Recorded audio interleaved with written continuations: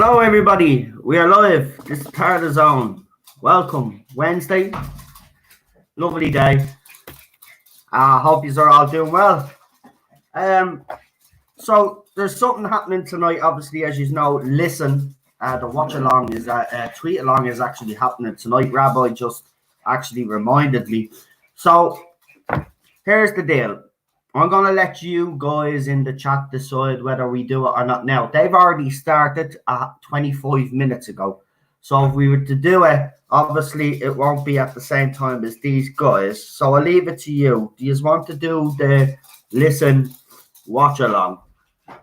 If you do, let me know. Oh, by the way, I do have a guest because, you know, Look, I like doing streams with Rabbi, and I know I said I was doing streams on my own, but I mean, I was going to leave them all to the weekend, but I actually like having Rabbi on, and I can't lie, we're a good double team.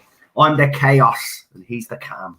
So let's introduce, anyway, our guest. Well, we might as well say me co-host at this stage. It's Rabbi from another planet. Hey, Rabbi. Good evening. How are you? I can tell you, I've never been described as the calm before. It's it's edifying. If only my mother was still alive, she wouldn't believe what was happening. Well, listen, before we start anything, I just want to say congratulations on the interview. I know I said it to you this morning, but say it to you again. It worked out well. It was a fantastic episode. It was a fantastic interview. Thank you, with the wife. It was very hard for me to not talk over him. That's the hardest thing. I know. It's that. We do that to each other. We do that to each other all the time, right? And I was watching, but he was very nice about it. But I have to say, he did say things that made me smile.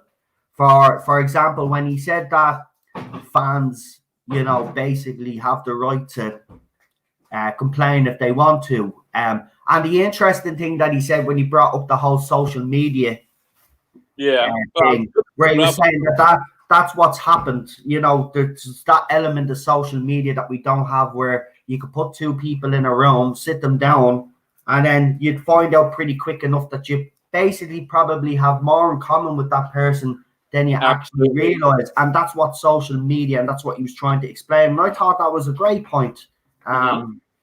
It was very interesting. And his sounds really clever. You know, the whole he got like these two societies like from 200 years apart, and they hate each other. Yeah, they don't understand each other at all. I'm like, I could. That sounds really interesting. I'm really looking forward to checking that out. Yeah. Well, some Blue Bonnets just had to ask me, is Listen BBC approved? I think it is. Yeah, I think it's part of this tweet along, official tweet along. Yeah. Approved? I just don't know what the status of these tweet alongs are. I mean, here's what I think the deal is. I don't think there are official BBC run tweet alongs. However, many people who work for the BBC in the hierarchy who attend the tweet alongs, and they do find them in. That's not going to work. Yeah, I will. Sorry, Rabbi. It's just Cheryl's after doing something to her neck. She went out to go to the shop and she twisted something or some bone or something is at the popping out. Bloody. I cannot say it. Allers. Dandos, wherever you call it. Yeah, see, she's screwed, man. Wait. That was the woman who paid them the Magellan. Susan Dandel. What? She twisted Susan Dandel? Yeah, so I don't know. But yeah, I don't know what I was going to say. I lost my trick. I'm worried about Cheryl now. Yara, love. You take the Solbit in, will you? They're better. Don't take them blue tablets. The fucking neck. She's been to the doctor anyway, so she's going to be getting stuff done. You know yourself, with this lockdown, it's been very hard because surgeries have been basically closed because they don't want anybody. You know, they've been open, but ringing patients instead or something, phone conferences and all that crap. But it's not the same as actually going in and physically seeing a doctor, as you know yourself. So, yeah. Stephanie Littlebait, hello, how are you? I just saw your chat saying hello. How are you guys? Actually, there's a few. I've seen Stephanie Littlepage in here as well. Haven't seen you in a while. How are you? I hope you and Captain Robert April are doing well. Mr. Hyde Podcast is here as well. Colin, Gary, Daniel, Tardis team, Blue Bonnet, Sadako 24. Actually, all the usual guys are here. A few new faces as well, Rabbi. They actually do love our streams. I have to say, I've even said it myself. I do myself.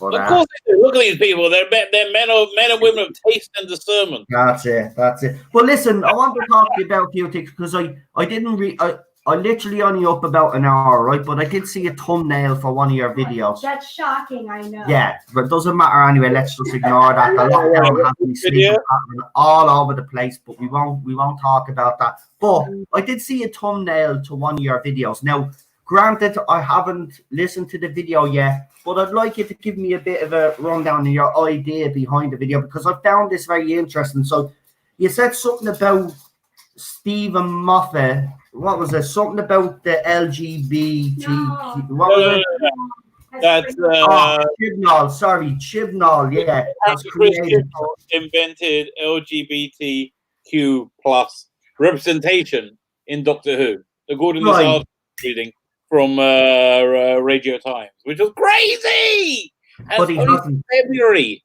It was that was the thing that blew my mind. It was only from like 2 or 3 months ago, and you can't get away with that crap anymore. That's over. Yeah, can I ask anybody, right? Because, you know, Doctor Who's a huge history, and as you know, we're all going through it again anyway. But can anybody remember, before New Who was the first LGBTQ plus character in Doctor Who? I'm trying to think if there was one. Adric, I guess. Maybe, yeah. I liked your little text speech I bubbles mean, listen. He couldn't have got any gayer, could he?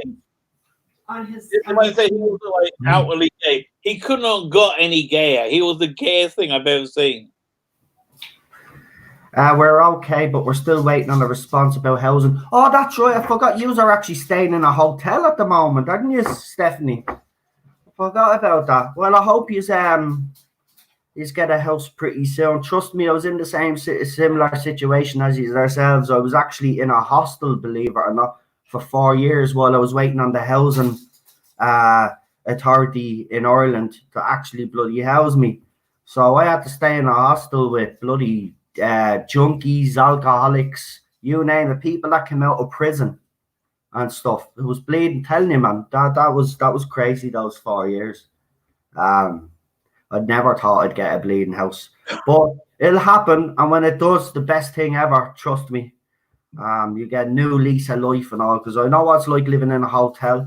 Well, it was a hostel, but still, I know what it's like being cooped up in a room, not being able to do much. It's bloody horrible. Yeah, so good luck with that. Nicholas Horton's here as well. Derek McManus and Crystal is also here as well. Welcome, guys. But yeah, so what's the gist? So the gist of the article is basically someone in the radio Times basically saying that Chibnall is crazy. It's beyond crazy. Okay, the gist of the article is there's this trope in media, right? That if you have a gay character, they have to die. Right. Yeah. Kill the queer or something. I can't remember. It was too stupid. I can't remember what they. Right. Anyway, and Doctor Who was guilty of that because in the Christmas special they killed the queer. Whatever it's called. Fine. Yeah, they killed the guy that basically came out and said he had a boyfriend, and within 20 I seconds, got a boyfriend. That guy. Yeah, him.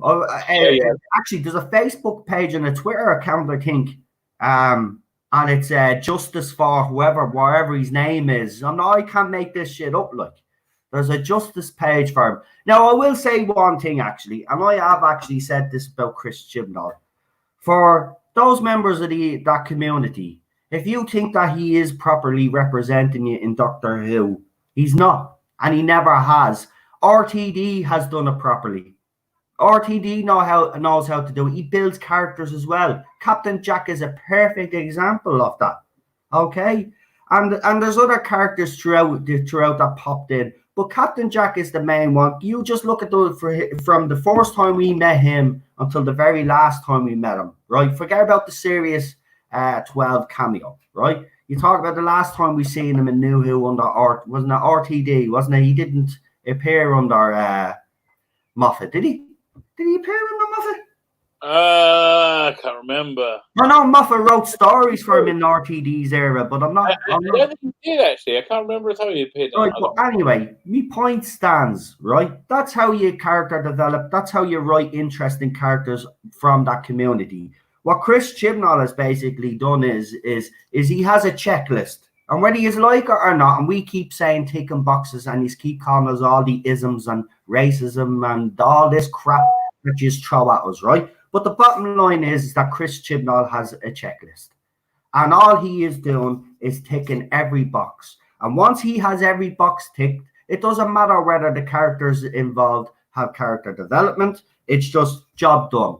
Right now, every character that he has had from the LGBT, whatever it is, Q plus community, right? Whatever person he has, he's killed them off pretty quick enough, right? We've learned absolutely nothing about them, nothing, and he's just killed them off. He does not. I'm not saying he doesn't respect the community, but he just doesn't know how to write complex characters. Anyway, they said that he did a good job because of the episode Praxis this year, when they had the gay people and they didn't die and they lived happily ever after. Right. Well, one couple. It doesn't matter what character. Does anybody remember that couple even? That's Warren Brown and I can't remember. Warren Brown just was like so not gay. Well, all I'll just say is if Chris Chibnall fans think he has done that community justice, I would say are wrong. Absolutely 100% wrong. It's I would agree with you. It is, isn't it, Rabbi? It's a bit of a shambles. It is. It is. But look, it's not just those characters either. It's the characters in the show as well. You look at. I don't want to get into a big, huge debate about. We know all the problems with Series 11 and 12. But look at the character development of Ryan Sinclair, for example, or Graham O'Brien, right? Even the Doctor, the main character of the Doctor, Jodie Whittaker's Doctor has stood still.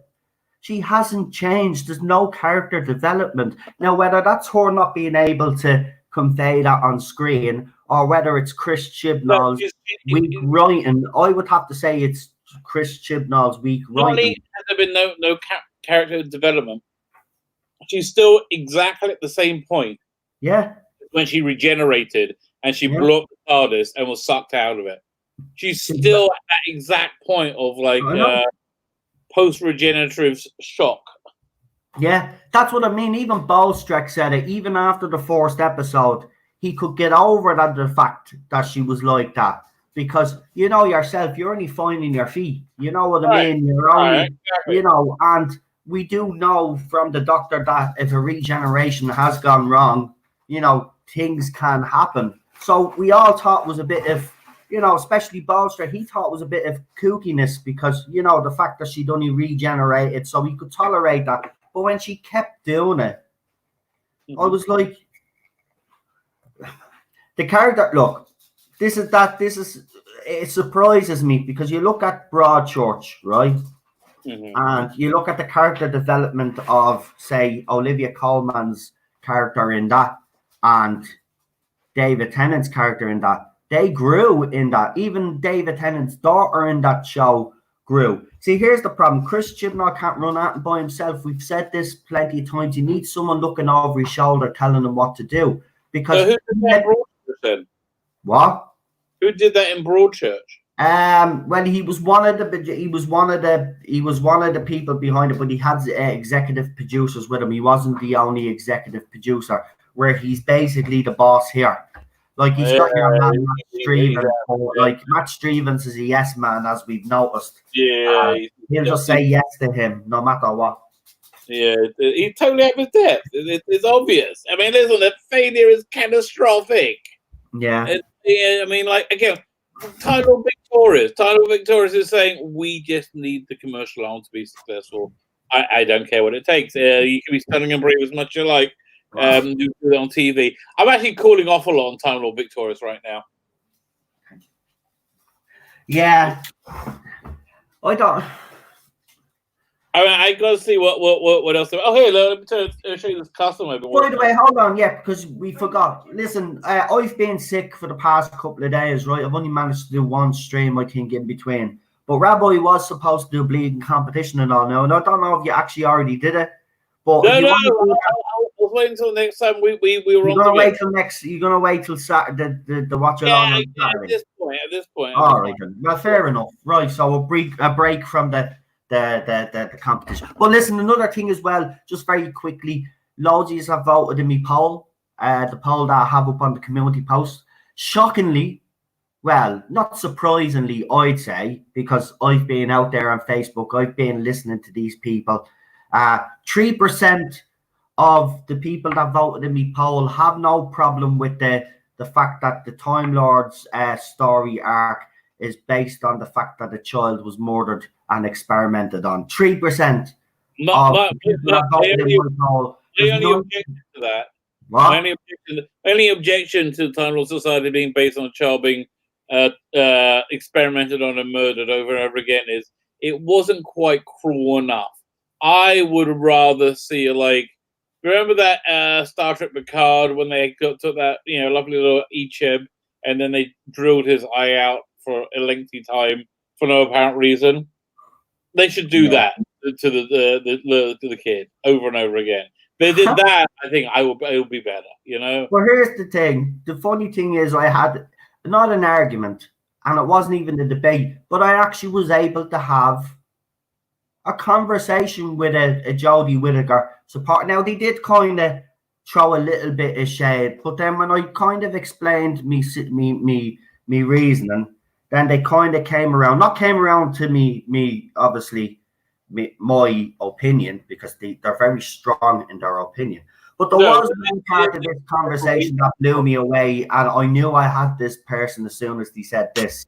They turned around and said, show me in Doctor Who where it shows on screen, right? Because I was trying to get her to show me examples, right? Now, I've went back. In New Who, there is no example. You do see, right, there was the Krillitane episode where the little girl goes into the headmaster's office. We hear the kid scream, but we don't actually see the kid being murdered on screen. Then she brought about Clive's son. Well, his dad was killed in front of him. I says, but the child didn't die. I says, show me an example on the screen before the Timeless Children where we actually seen a child being murdered or being experimented on. Couldn't give me one example of a child being murdered. Experimented on? Can anybody remember? They brought up the Mondasian Cybermen, and I said, well, they were adults, they weren't kids. I can remember somebody being experimented on, sort of, was City of Death, when they had the time thing that will make you get very old or very young. Remember? Yeah, I remember that, but that's a bit with that a bit. But again, my point still stands, right? The only this is the problem I have. The story arc, anyway, I have a problem with anyway. It doesn't sit right with me anyway. That's how the Time Lords were founded, right? But the fact that he actually showed it on screen. Now, she asked me, how did they murder the child on screen? I says, well, you seen Tectoon inject the child in the neck. Yeah, she obviously poisoned the child. That's murder. Right. So then after that, then the conversation was basically over because they set themselves up for the fall. But it was a nice conversation. It was. But it was interesting to see the mindset. But here's what I found out, right? And we already kind of knew this. No matter what you say, they'll always have an answer for it. Even if the answer isn't what you were talking about, they'll come up with something, right? and they will still throw shade at you. She tried to throw shade and I said, listen, I'm not getting personal here, right? So I know what you're already saying. You tried to say I'm sexist and all this. I'm not, okay? Because she brought up about, oh, you just don't like Jodie Whittaker in the role. I says, listen, it's not Jodie Whittaker's fault that she's a shit actress, right? And it's not Jodie Whittaker's fault that Chris Chibnall is a bad showrunner, right? But at the end of the day, they're not good enough. The audience, by the way, she tried to say it was Russian trolls and crap. What was? For the Origins trailer. By the way, the dislike ratio has gotten larger. There's more people, more dislikes. You should read the comment. By the way, the comment section of that is glorious. If you haven't read the comment section and you want to put a smile on your face, go into the Doctor Who Origins trailer, as you know that they released, right? That was rejected by the fans, and go and read all the comments. It will put a smile on your face. It's not just fans, it's members of the public as well. They could say trolls all they want. You read them comments and you know by the comments. Some of them are actually heartbreaking. Some of them are actually heartbreaking. Stories about watching Doctor Who as a kid with their dads and all. There's some absolutely heartbreaking ones in there. It's not Russian bots. It's not trolls, right? It's what the fans are telling you, the public are telling you that this is wrong, and you're not listening. And neither are the J-bots. Now, you did bring up Emily Cook in one of your videos as well. Who, me? Yeah. Yes, I did. About the tweet. Now, I did my own video. I don't know. Interestingly enough, I don't know because I'm going to be honest here now. I haven't actually sat down and watched that video yet, so I don't know if we actually have the same opinion on this.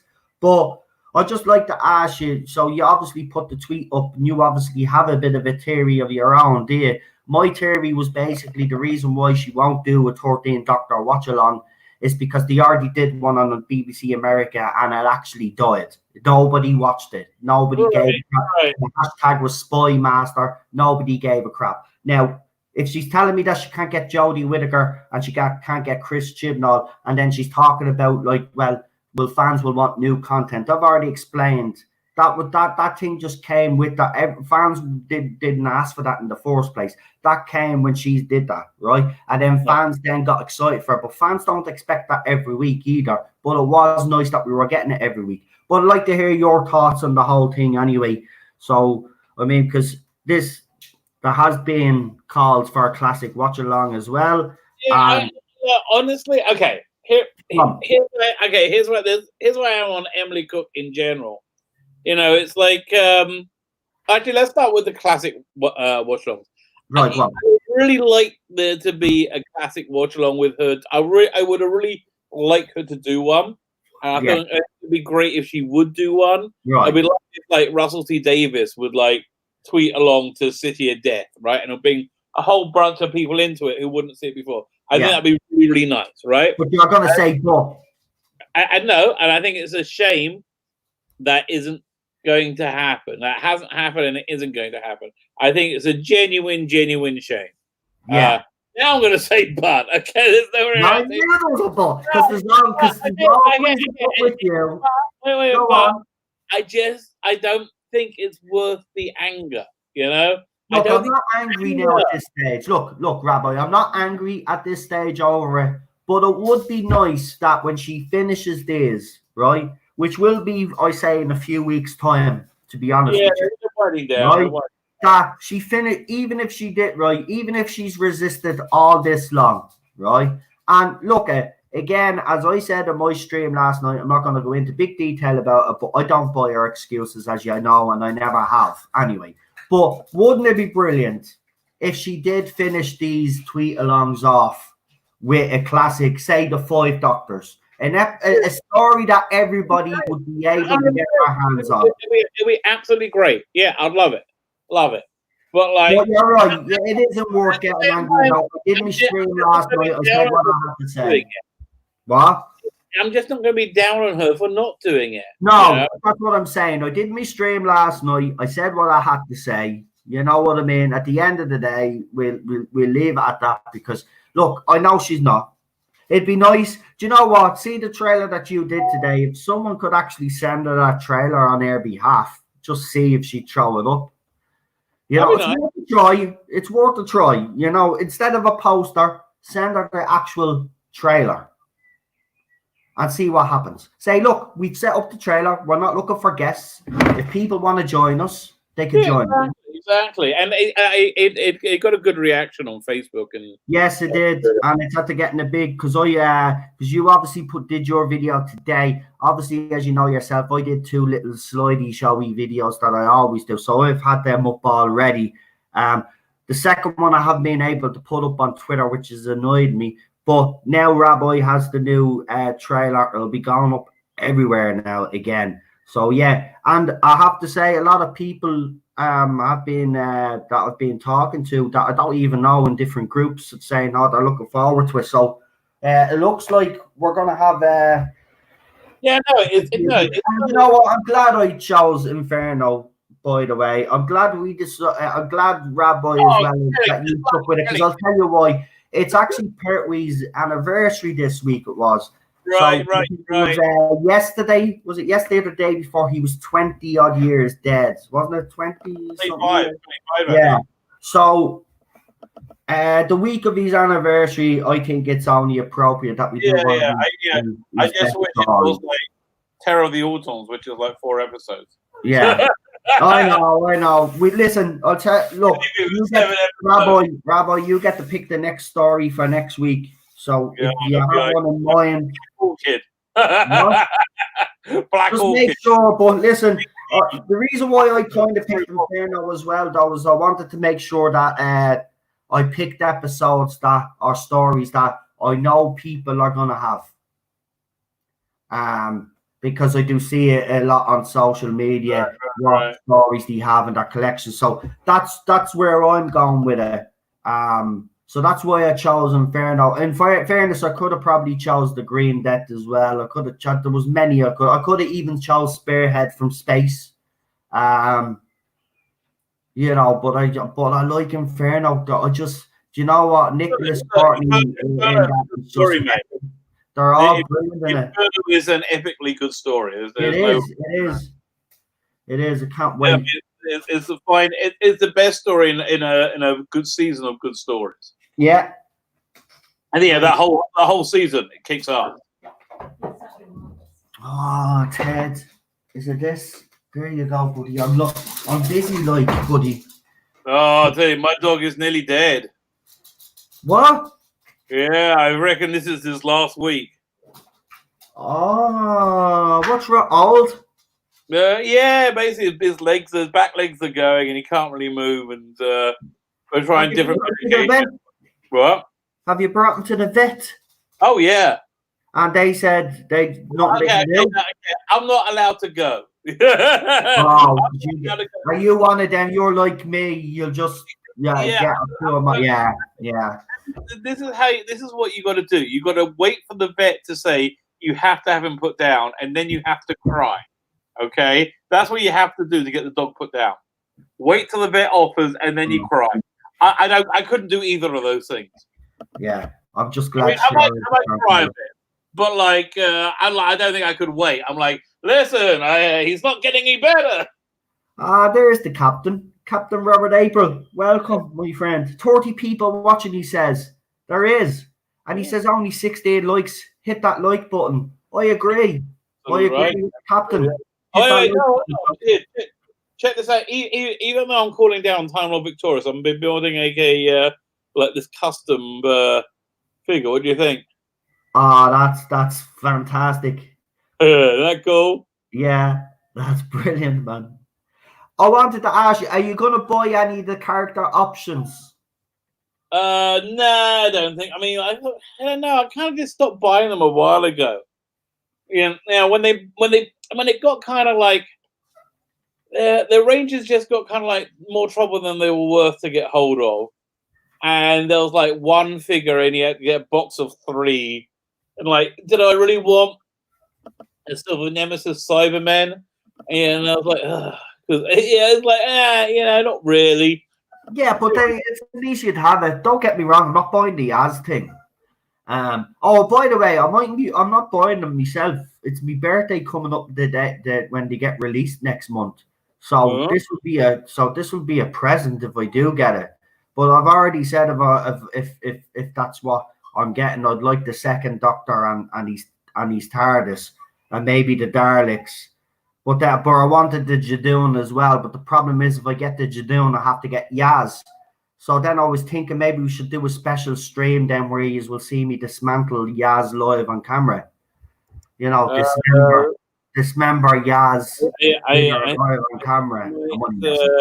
I'll give Yaz away to a J-bot or something. They'll probably find some use for her. Yeah, no, I think you might get yourself arrested. I know what we'll do. We'll give it to some J-bot because they'll have a Jodie doll. You know. No, I'm only messing. But what do you think? Does anybody intend to buy the character options? The only reason why I'm asking is because, you know, these licenses, as you know, right? We've noticed already. Rabbi has already brought it up. Time Lord Victorious, right? We've got two books coming out now, and then there's going to be a whole thing that's coming out, right? Now we've got these character options, right, coming out. There seems to be, now, if you've noticed, right, we've only got Yaz and we've got the Jadoon. Now, I actually like the Jadoon in the new series. I'm sorry, but I did. And I said it from the beginning, and I'm going to say it again. There was just something about them.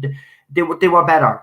I think they were better. I did like them. I didn't like the part where Roots Doctor pulls the horn off the rhino. But other than that, they were good. I'm sorry, I'm not going to lie. I would like to buy the Jadoon myself, but the fact that you have to buy the Yaz doll is totally throwing me off. They should have just put the Jadoon in with the Daleks. I would have been happy with that. You have to buy all three together? Yeah. Oh, get out of town. Forget it. Yeah, if you get the Jadoon doll with Yasmin Khan and I think it's Ryan Sinclair, is it? Ryan Sinclair figure. Right, they're called... Why isn't there a Dr. Ruth, for God's sake? That's a doctor. Well, I've seen interesting posts lately by fans. There's a lot of fans that seem to be backing Ruth. Well, yeah. He's the least objectionable. Look, I kind of get it because Jodie Whittaker is so bad, but I mean, have you all... I don't know. I still firmly believe that the Doctor should be played by a man. I don't know if people have changed their opinions or is are just like because it's Jodie, you'd rather have her. But at the end of the day, it doesn't matter even if you were to get Roots Doctor. There's no guarantee that the writing is going to be any better because Chris Chibnall. So, So, I mean... look, I see that nonsense on Twitter and Facebook. Listen, don't be... Look, as Mega Geek said, right, and I got into trouble for this on Twitter because of the video that's titled this. The Council of State Doctor is not good enough. She is not good enough to play the role either. So we have to stop saying, well, we'd rather Ruth because she's better than Jodie Whittaker. But at the end of the day, she's not good enough. The two of them are not good enough. She is not good enough. I'm sorry. She's a better actress, but she is not good enough to take this role. She might understand the role better than Jodie Whittaker. That doesn't mean that makes her a good doctor. The Doctor is a male role. It's a male role. It's been a male role for over 50 years. Casting a woman has not worked. So I don't know why people thinking casting another woman, an actress that's better, is going to make the show somehow better or it's going to be a better... I'm sorry, it's not. It's not. That's my opinion anyway. I'm not going to force it on anybody. If you all believe she could do a better job than Jodie Whittaker, then fine. I don't think so. I don't think she's good enough. That's just where I stand. It's a male role, and I'm sorry, that's the way. And I'm not sexist, right? We've given Jodie Whittaker 2 years, yeah, and she still hasn't improved, right? Yeah. Another one. You know who could play this? I'll tell you who could play this. Actually, there's only one woman I would trust playing this role, right? And for the fact that she was in Doctor Who already, right? and I didn't think she was the master. But if you were going to ask me who could play the Doctor for a female, an actress of caliber, it would be Michelle Gomez, right? I know she wouldn't be anybody's choice, but I'm being honest. Watching her as Missy, she has acting chops, right? But still, it still wouldn't fit. It still wouldn't. Apparently, she is exactly like that in real life. There you go, and I like that. I think Michelle Gomez. Look, I love Michelle Gomez. I've said it. I still don't think she's the master. She should have played a different character for me. But as the character that she played, I think she's one of the best masters. Oh, yeah. I wanted to show you this for a while. What do you think this is? The Day of Doctor Who, right? So you've got Peter Cushing there, and you've got the three, the first and the second Doctor. What is it? Well, this is what I did. I'll find. Did you put this together yourself? No. I bought it from this guy, this graphic designer. He did this whole thing, where you got you got BBC, got Radio Times listing, the whole thing. You have like telesnaps. Oh, that is fantastic! It is crazy. This thing, the amount of work that went into this. There's a picture from the Six Doctors, the 20th anniversary special. Crazy. Still, but no. There you go. Look at that job. It's a pastiche of the Day of the Doctor. Actually, talking about Peter Cushing after seeing him there, does anybody want me and Rabbi to actually do the movies? Oh, I do. I really do. Yeah. See that. I know Rabbi just too well. But guys, right, so we know Rabbi wants to do it. So what do you think? Well, Tardis team says definitely. Yeah. John State says very, very nice. I think he's talking about the magazine. They're amazing, says Tardis team. I have to say it is that magazine. It's something else that is, isn't it? Maybe, says Daniel. I've convinced Daniel to come on to the watch along. I'm very happy to hear it. I possibly overwatched them, says someone. But what the hell? Love the second film, says John Stead. Well, there seems to be a bit of love for them. Those are fun movies, says Derek McManus. Right, well, we will. We'll get that thing I would like to see an animated one of. Wouldn't that be cool? Like they did an animated, third Dalek movie. Yeah, that'd be a good idea, actually. I would totally. I will watch the hell out of. Derek McManus, those are fun movies. Yeah, we'll get to them. We will definitely get to them. As I said, we won't be stopping these classic watch-alongs. They're going to continue. They're going to be a permanent feature until everybody gets bored and says, right, now enough. And then we'll do something different. But I've never wanted them to end, says Gary Hewitt. Oh, right. Well, we'll have to give them a look. Doctor Who anime is quite good. I actually did watch some. Yeah, that wasn't bad. I saw that with on some site and I actually came across some Doctor Who anime, and it was put up last week. And I tell you, it was the weirdest thing. It was like the music and all was completely different. It was like Doctor Who, and there's all this crap going on in the background. Like, oh my god, anime is deadly now. I do love a bit of anime myself, but to see Doctor Who as anime, it was weird. I'm sorry, I maybe I'm set me ways, but give me the animation any day. Anime, Doctor Who. It's a weird. I don't think it's my cup of tea, but Doctor Who's going to be huge in China. It's going to be huge in China after they signed that deal. Doctor Who was it? No, which Doctor was it? What Doctor was what? In the anime. It was. I think it was David Tennant. Oh really? I haven't seen that one. I've seen the John Pertwee one. Oh, I've never seen that one. Oh, that's really cool. That's very, very. I'll try and find it for 1 second. Well, Doctor Who's going to be huge in Asia because obviously they've signed a deal and it's going to be shown over there. Obviously in China because it's so censored, some of the episodes will be censored like they've done to Disney movies. Actually, this is not exclusively a Doctor Who stream, let's just say, but I do want to talk about some huge news that happened over yesterday. It was actually Ruby Rose from Batwoman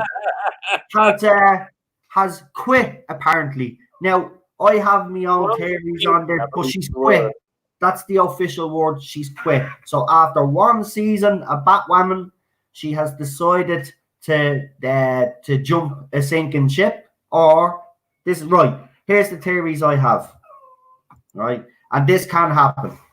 Right, so she's been getting a lot of backlash, yeah, and the show's been getting a lot of backlash as well because of its stories and the political agenda that's been in the stories. Right now, she was either very quietly asked to step down, right, because they were going to sack her, and they said, "Listen, we'll let you save face and you can leave of your own accord," right? Or she did genuinely quit before she was pushed.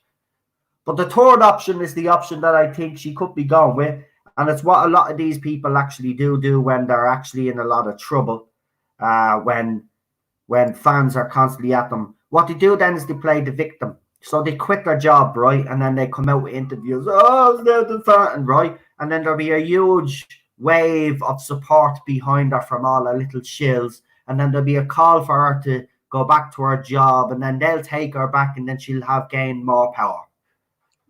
Yeah. It's either it's either a power play, she was pushed and she was asked to leave, or she genuinely left before the ship sunk. But either way, Ruby Rose is gone. And you know what I say? Good riddance anyway. That trailer was a disgrace when I seen it. The fact that tagline was, I'm not going to let a man take credit for my work. He robbed his bat cave, his bat suit, and all his equipment. You know what made this better? Well, it's made for a woman. Yeah. So she's gone. How is everybody feeling about that news? And a lot of people did say, I wish Chris Chibnall and Jodie Whittaker will do the same. Well, you see, here's the difference, right? If Ruby Rose did genuinely quit, I say, because she had the decency to go when she knew it wasn't working, right? Whereas the other two, they're so pig-headed, and the both of them have such big egos that they won't live. They won't live. They will have to be pushed. Right. I think it was a combination of things that she left. I think she left because, she saw it was going downhill very quickly, but also because I think she just didn't like it. She doesn't like the role. She doesn't like the costume. She doesn't feel suited to it. She hurt herself. She's been injured on it. Somebody died on set.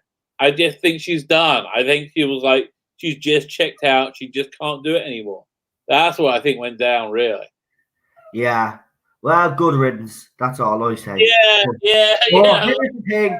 Everybody now is turning their attention to who they might cast. And then someone says to Yaz last night, it's not going to be as funny anymore. And he says, trust me, the writing's so bad in this that it's still going to be funny. That'll be terrible as well. Yeah. So, I mean, does anybody right? If you were the host, if you were the showrunner of Batwoman now, right? Yes. And she's gone.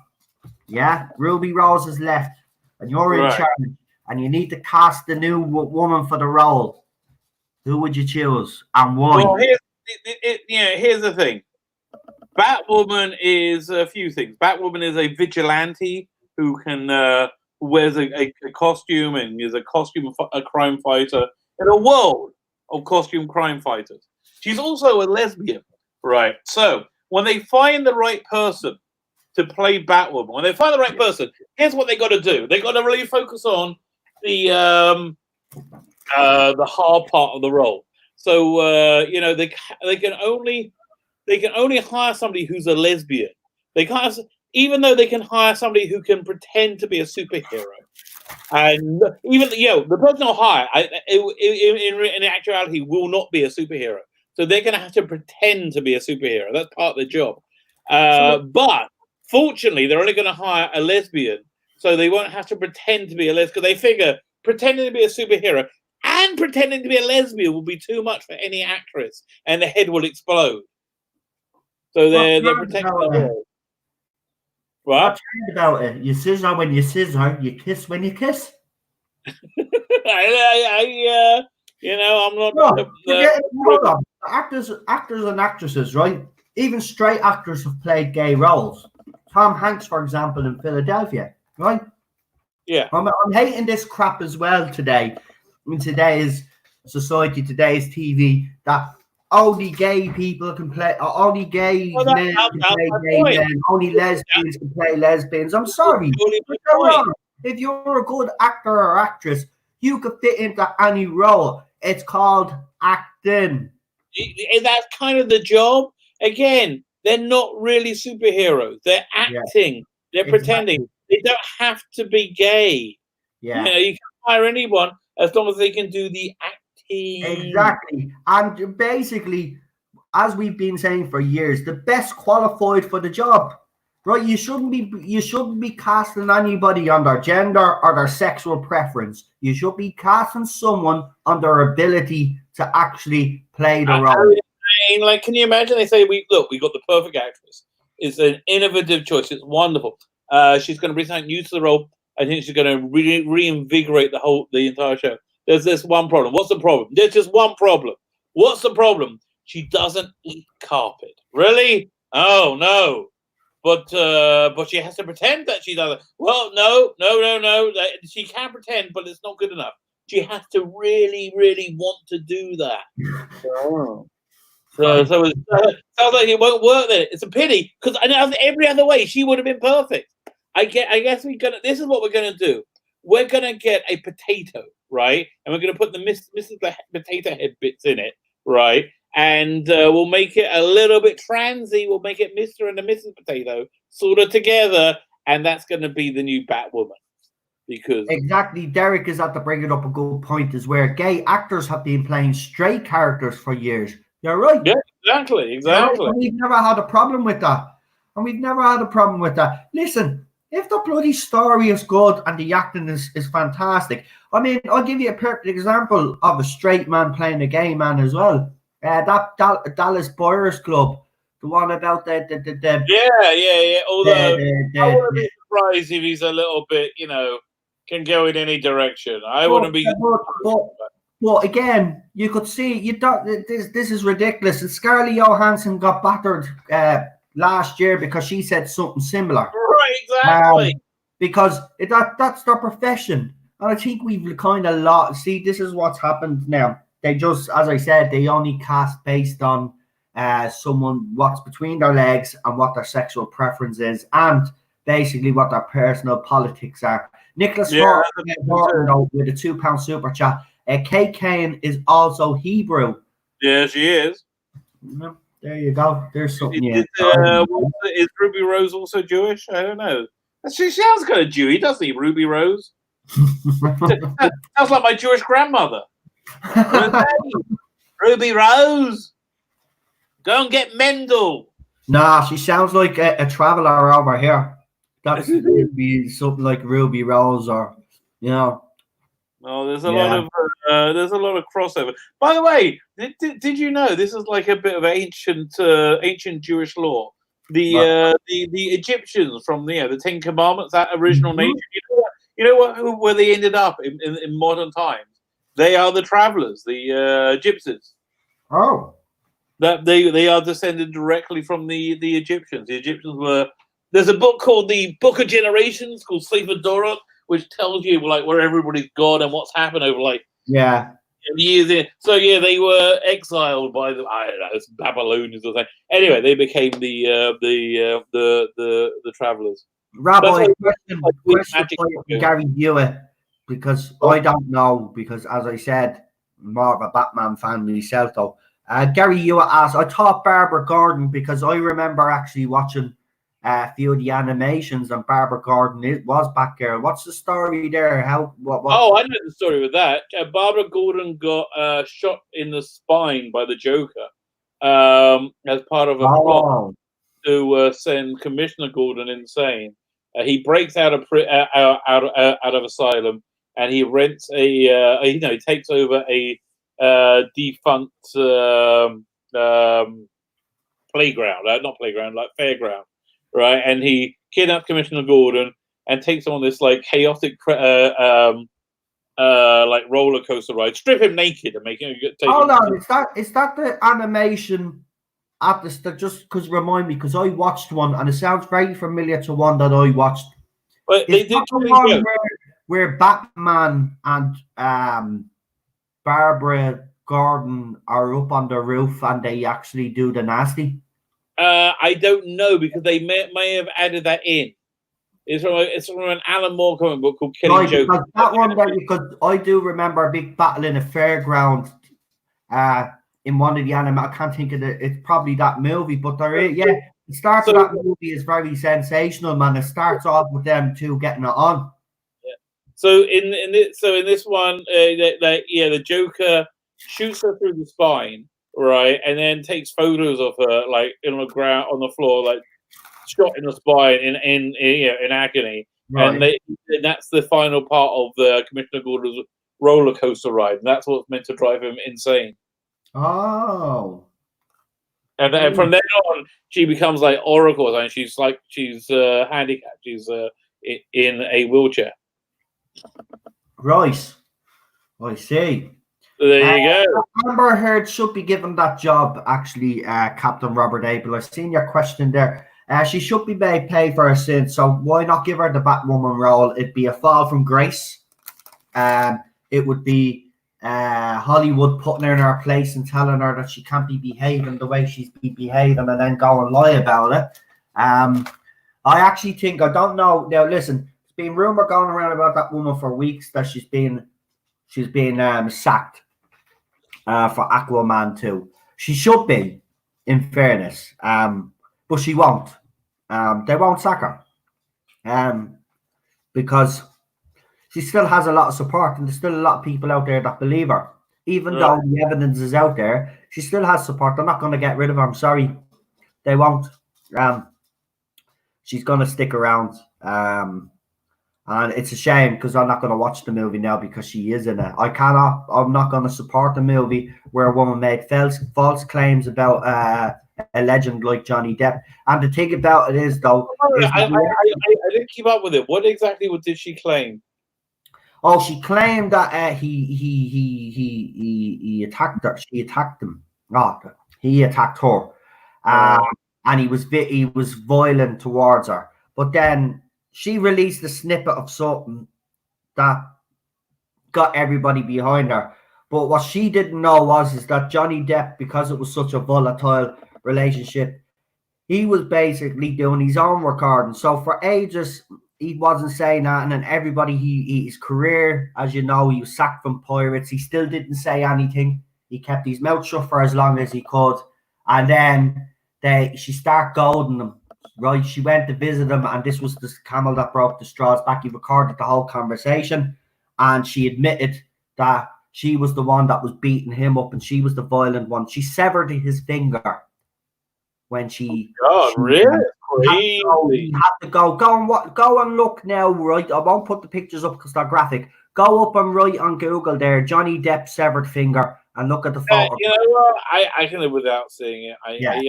I'm cool. You have to get it reattached. I'm totally cool. No problem whatsoever. Shall we talk about Listen for a bit or not? We're not going to do the watch on. We'll talk about it, right? Yeah, listen. Yeah, but hold on. There was something else before. Oh yeah, was there anything going on in the tweets? I didn't even watch it. Let me have a look at the tweets. What was it? There was something else. Oh yeah, the Snyder Cut of Justice League. Oh, is it coming out? Now, there's been rumblings on Twitter all of a sudden. There's going to be a watch along to Justice League, but Zack Snyder has been putting up cryptic tweets. And a lot of people, including the ones that were actually coming out and saying the Snyder Cut doesn't exist, are all of a sudden coming out and saying it does exist and the fans might actually get to see this during the watch along, the tweet along. This might actually happen. The Justice League. No. When's it scheduled for, this thing? Tomorrow. It's a shame. If it was in a few days' time, like another week, that's when they're launching HBO Max, which would be the perfect platform for a Snyder Cut. It would be the perfect platform. Because that will get people. That'll get people paying for that straight away. If that came to Israel, that's the streaming service I'm getting like in a heartbeat. I'm getting it myself. Look at it. It's a good. Ever since I heard about this cut, and Matthew, you are right.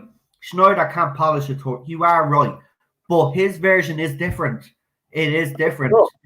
There's huge differences. And just for that alone, I just want to see what his ideas were. Look, it mightn't look great. And as I said to people last night, listen, everybody's getting excited now. And let's be honest, everybody has been calling for this cut since people have. There's been rumblings about it.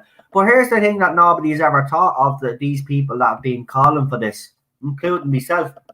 And this just popped to me last night.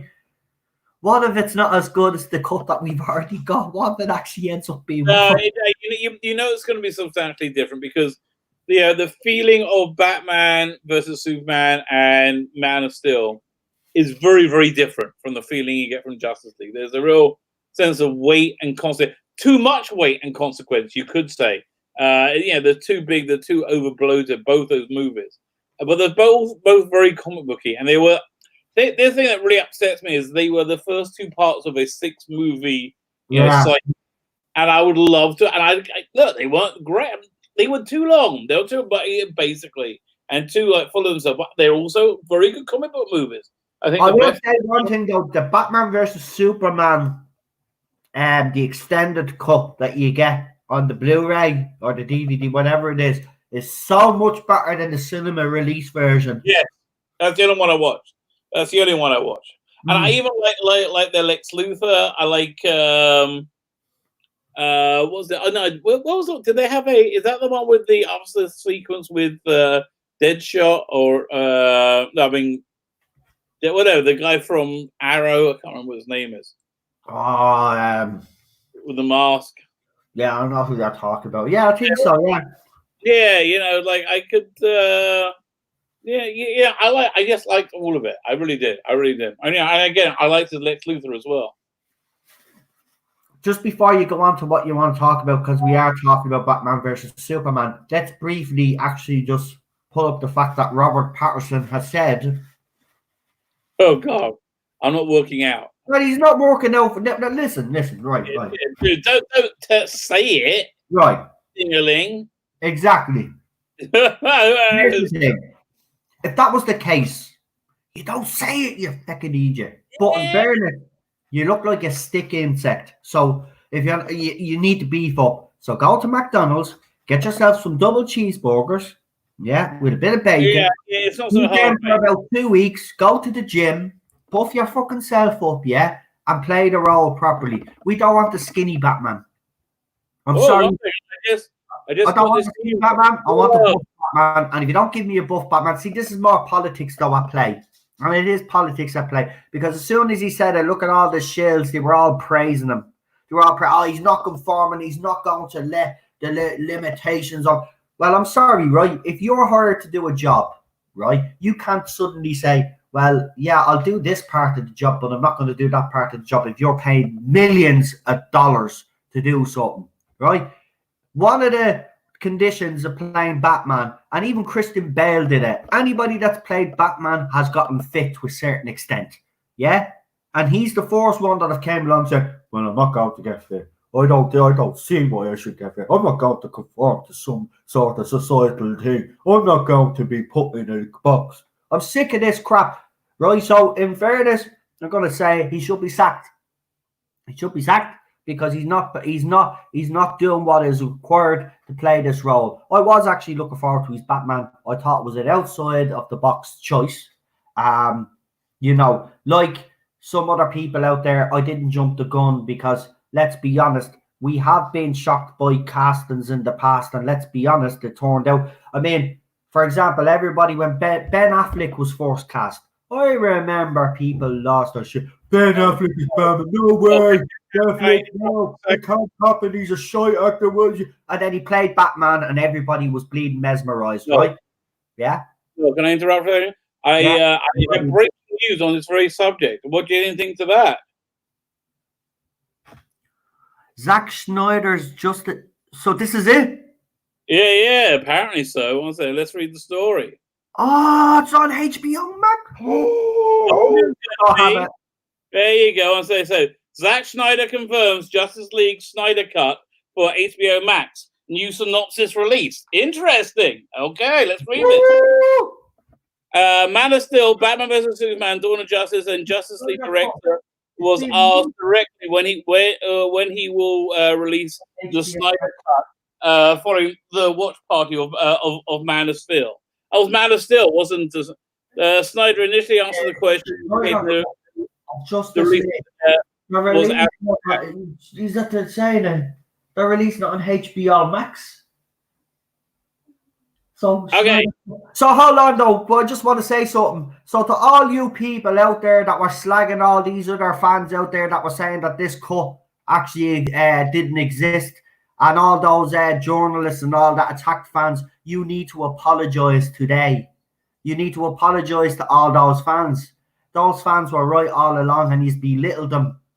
This is absolutely fantastic. Oh, I'm over the moon. I'm over the moon about this. Do you know what? Here's the thing. Is it going to be completed with effects, or is it going to be like... Chill out. I'm going to tell you. We will find out. Relax.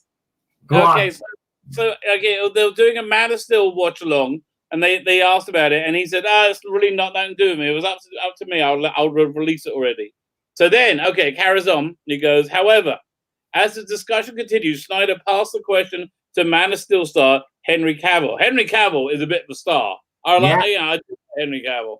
Cavill told him, I reckon you should just show them. I reckon you should just show it.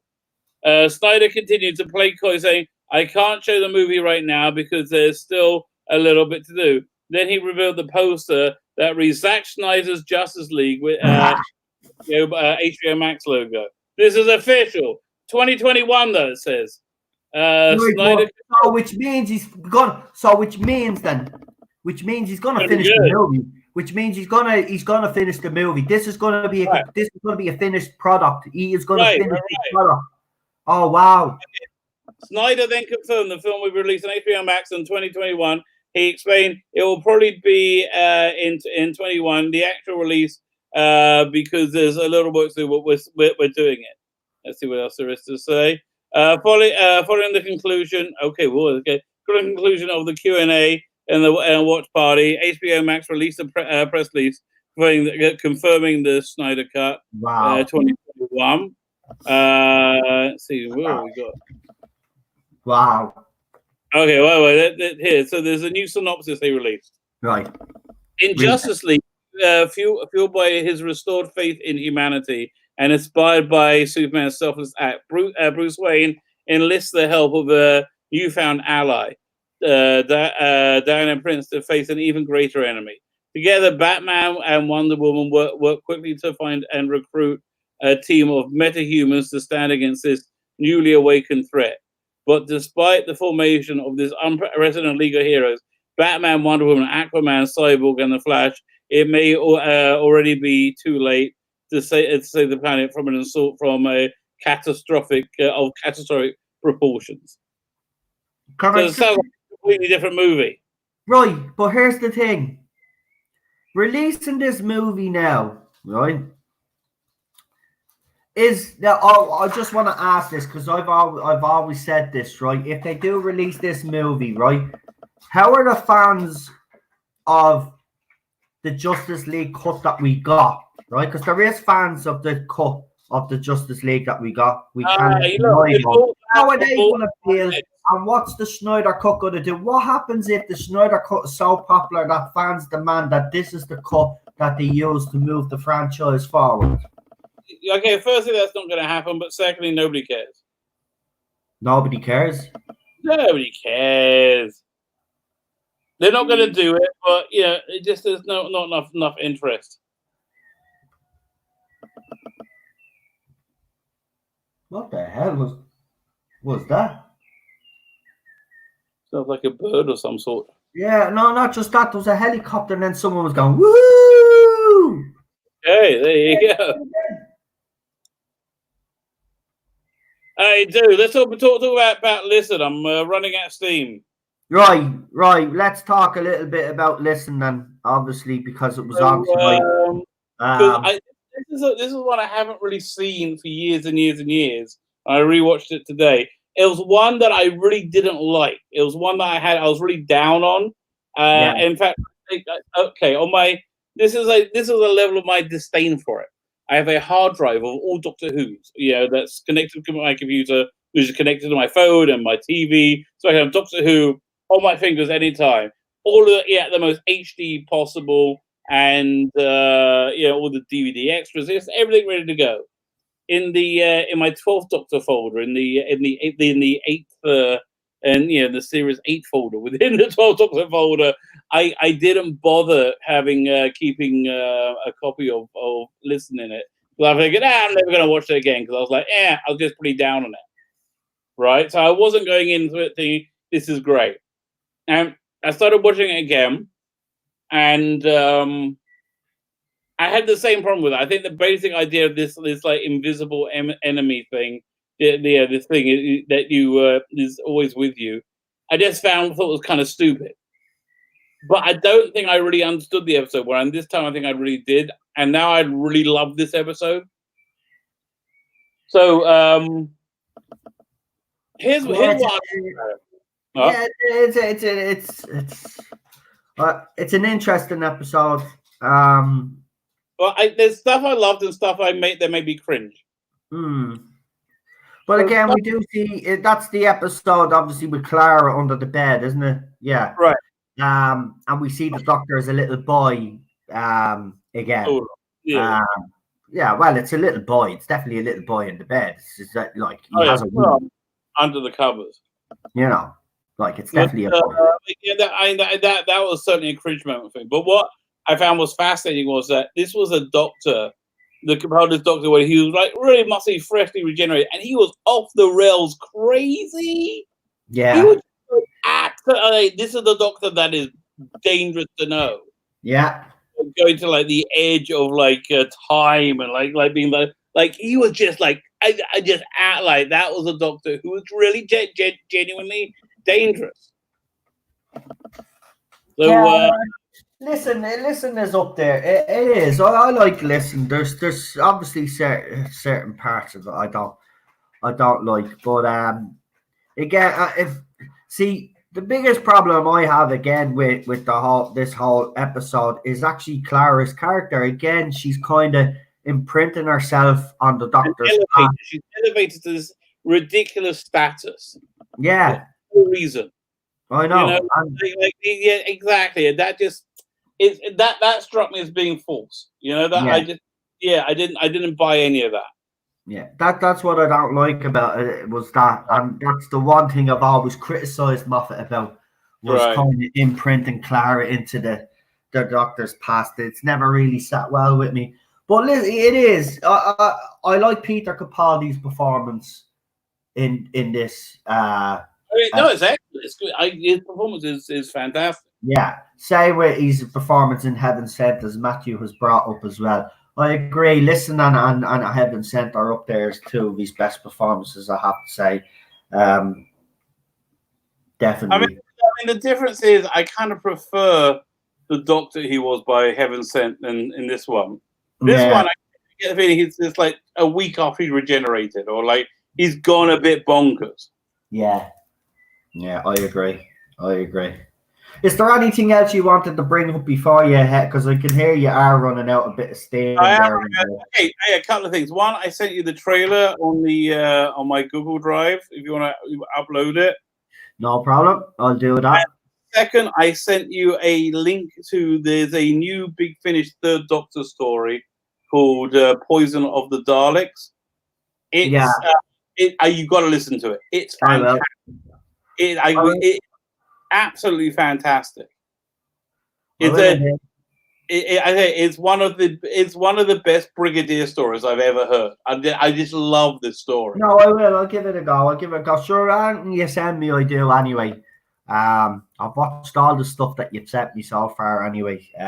The animations and stuff, which I'm loving. To be honest with you, it's great to have some of those missing stories to fill in some of the gaps. Right, and it's great to see them all being plowed away. Yeah. Well, that's to tell you one thing I never understood. This is like I can never get my head around the mentality. There's like 4 episodes in like Collectors right now that are like hidden from fandom, right? Yeah. Or 5 or 6 or some number. I don't know what it is. If I had a lost episode, I would be so excited to get it to the BBC because I would feel like I get like a little bit of the pleasure of everybody who then watches it, or who then like downloads it or buys it. Mm-hmm. So I will feel like it's just like this multiplying this like good deed. It would just feel like so good to do that. Yeah. I don't understand the mentality behind wanting to hoard it. It devalues it. I know, I agree with you, but there's I don't know. Do you obviously think further down the line there's going to be something in it for them, or maybe they just genuinely are just collectors, and some collectors are stubborn, as you know yourself, and no matter what, you could throw the world at them, and it's not that. It's that they want to feel superior because they have something that everybody else doesn't. That's what it's about. That's what. Yeah, you're right. It's an ego trip as well, kind of, isn't it? Yeah, 100%. Right, Rob. Fine. I think it's time for me to climb the wooden hill to Bedfordshire. Not a bother, pal. Listen, we'll see you on Saturday. All right.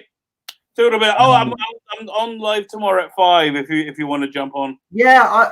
I have to go into the city centre so early, so I will be up. Believe it or not. Right.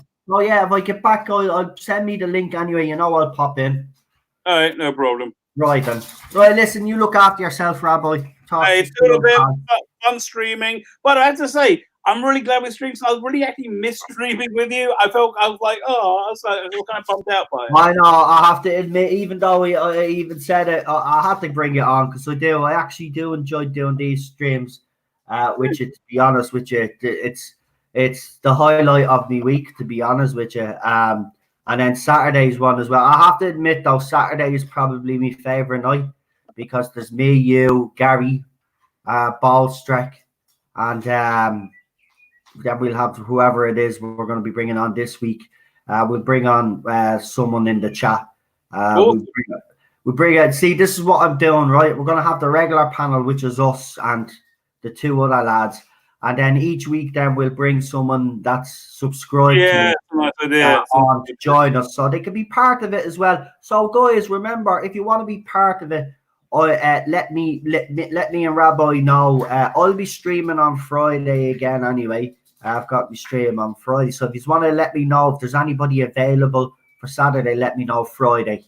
And let Rabbi know as well. Rabbi then will let me know who is available, and then what I'll do is then whatever names we have, I'll just put them in a hat and I'll pull out whatever name, and whoever's name we get will join us for Saturday's Classic Who lockdown. Daniel is joining us for the Sunday one. So, awesome.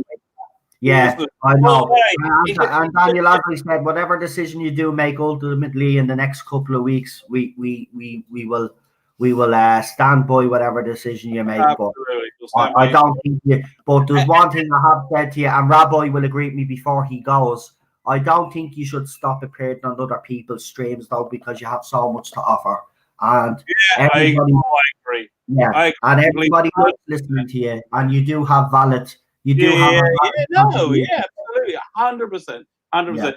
Listen, Daniel. Whatever you decide, nothing's permanent, nothing's forever. You can always change your mind, and it doesn't matter. Okay. Yeah, exactly. Whatever makes you happy, mate. Exactly. And if leaving YouTube is ultimately what leaves you happy or makes you happy, then fine. But please don't stop appearing on other people's streams, because people love you whether you believe it or not. Trust me, you're well liked. Absolutely, 100%. Yeah. Right, I'll let you have the last word before you go. Obviously, okay, fine. Can everybody? I'm getting close to.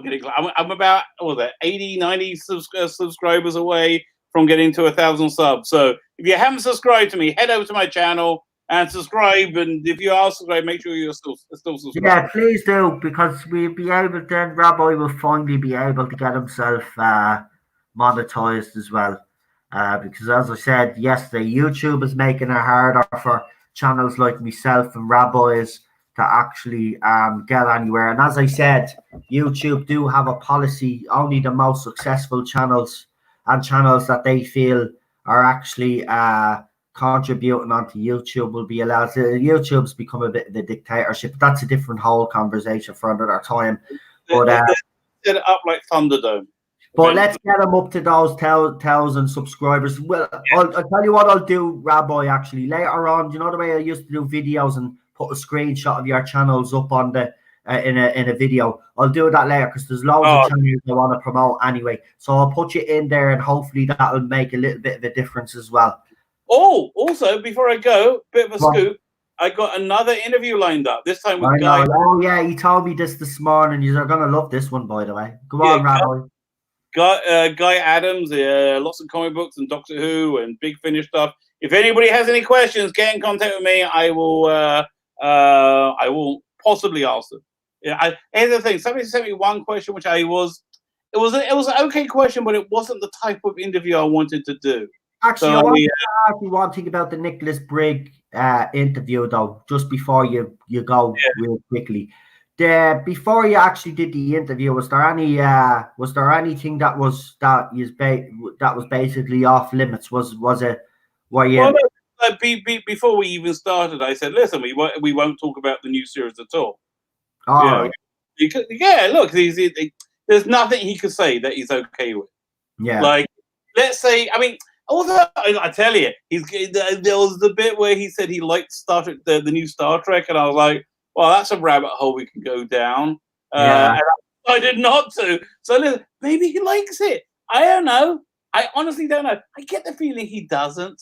Yeah, I get that was impression, but like. Well, I think if it started Doctor Who, I think I agree with you. I say you would have a little bit of a problem because it's Star Trek or Star Wars or something like that. You know, he's not fully invested in it the way he has been. Right. And listen, he's so invested in this, isn't he? Well, again, look, Chris was his mate. He's kind of got his back. I think he also kind of understands this is going to go away. He knows with certainty it's going to go away. It might take 5 years or so, but it's going to go away. Yeah. Maybe that's the way he's looking at it, and it's probably easier for him. Yeah. Well, listen, Rabbi, thanks for coming on. And listen, that interview, if you haven't checked it out, please get over to his channel. After this stream, of course, you know, I wouldn't want you all to ditch me, but after you ditch me, go over and watch that interview. It's a very interesting interview, and do me a favor as well, right? Share that stream as well. Go into the Doctor Who groups and share it. A lot of fans will like to hear from Nick Briggs and like to hear what he has to say, and there's a lot of love for Big Finish as well. So do that, please, because that'll help Rabbi's channel as well. You share a video, people will watch that video and say, oh, Jesus, he interviewed Nick Briggs. I'm going to subscribe to that channel. That's how it works. So do it. Let's get him up to 1,000. Oh, by Saturday, I want Rabbi coming onto the stream for Saturday and saying, no, thank you to everybody in the chat. Thank you to everybody that's been following me. I made it to 1,000 subs. Oh, that'd be incredible. Right, come on, it's only 80. We can. Jesus, I when I get a shout out, I get that in a few minutes. Let's get them there, because I know there'll be a few out there that listen to me that haven't subscribed. So please do support all of my friends. They all do great work, and Rabbi as well. And Rabbi is like a machine. Listen, I've slowed down a little bit, as you know. But Rabbi is like what I used to be when I was forced on YouTube, a robot. Video after video, bang, bang, bang, conveyor belt of videos, right? This man puts a lot of hard work in, so please do. And I'm not messing, support him. Right, that's me blowing enough smoke up your ass now, Rabbi, so you can get the crap out of here now. Go on. Fine. I have to go. Good night. Thank you, everybody. Thank you, Noah. Have a good evening, everybody. You too, pal. I'll talk to you the weekend. Right, go on, look after yourself. You got to love the Rabbi. What's wrong with me, little buddy? Where's it? What did you give me? What? Because you're crying about something. What's wrong with you? Come up to me. Come here. Now. So yeah, I mean, Justice League, Snyder Cut next year. It's official now. Ruby Rose quits as Batwoman.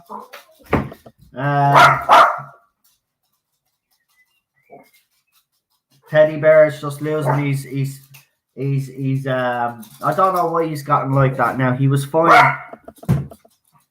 He was fine up until a few minutes ago. But yeah, I love having Rabbi on. And you know, when he was still up, I said, "Fecka, you know, let's do a stream. Why not? You know."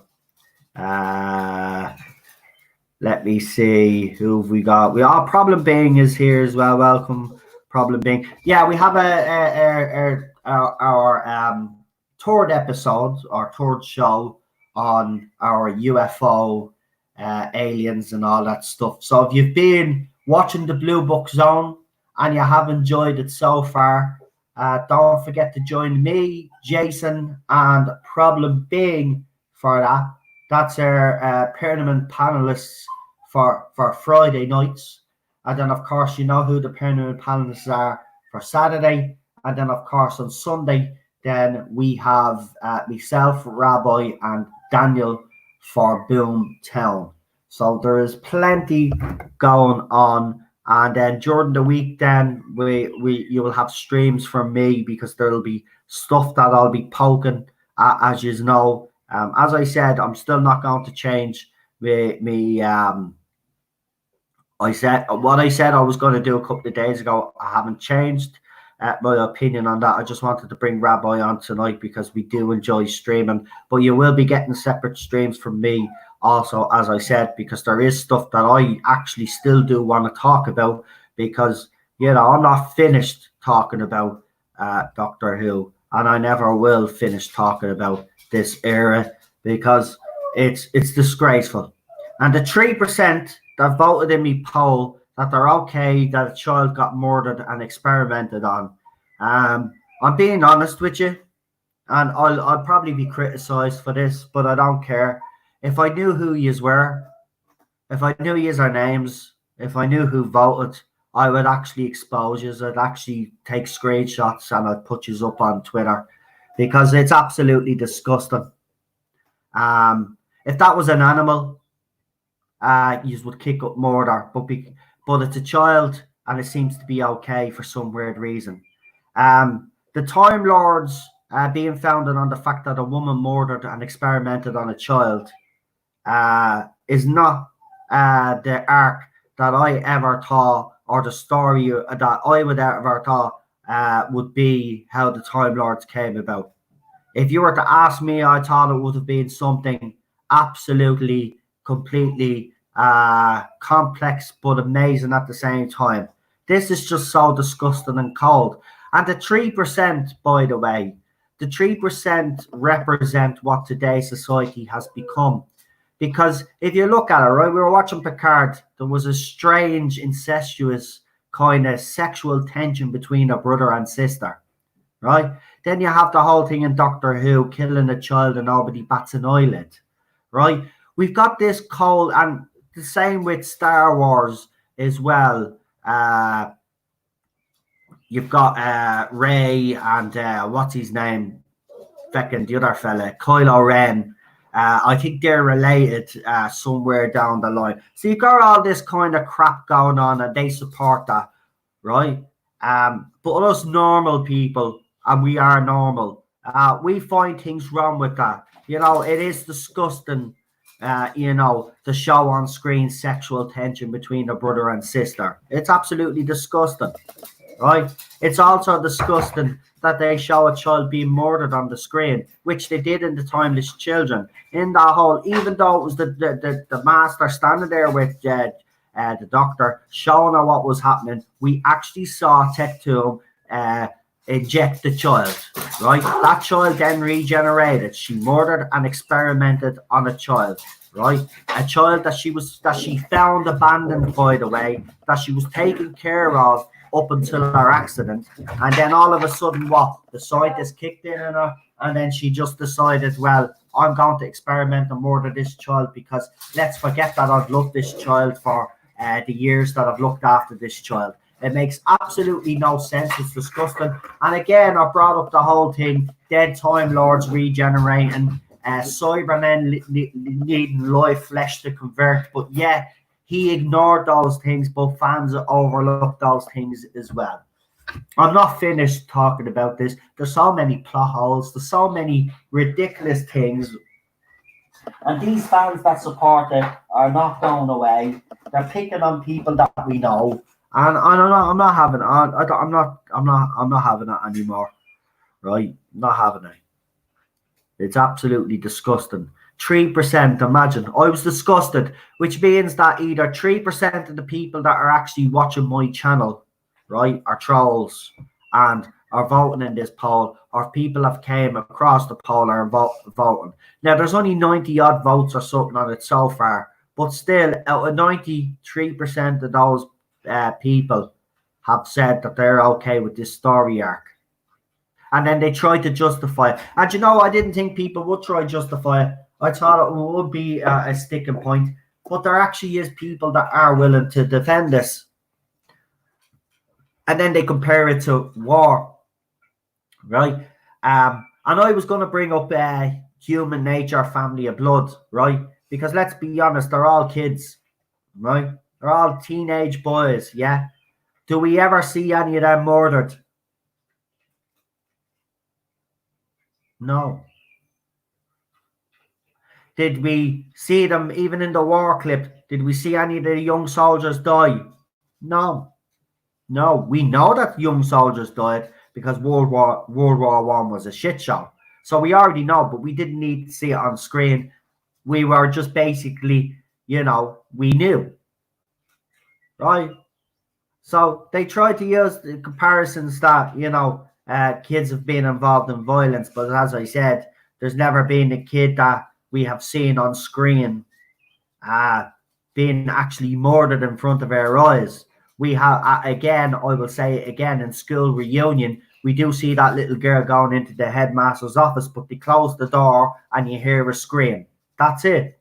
You don't see the child. You don't actually see that scene where he turns into the yoke and kills the child. We don't actually see him eat the child. In the Timeless Children, we see Tectum inject the child. Hence, she murdered the child on screen. Hence, it's disgusting.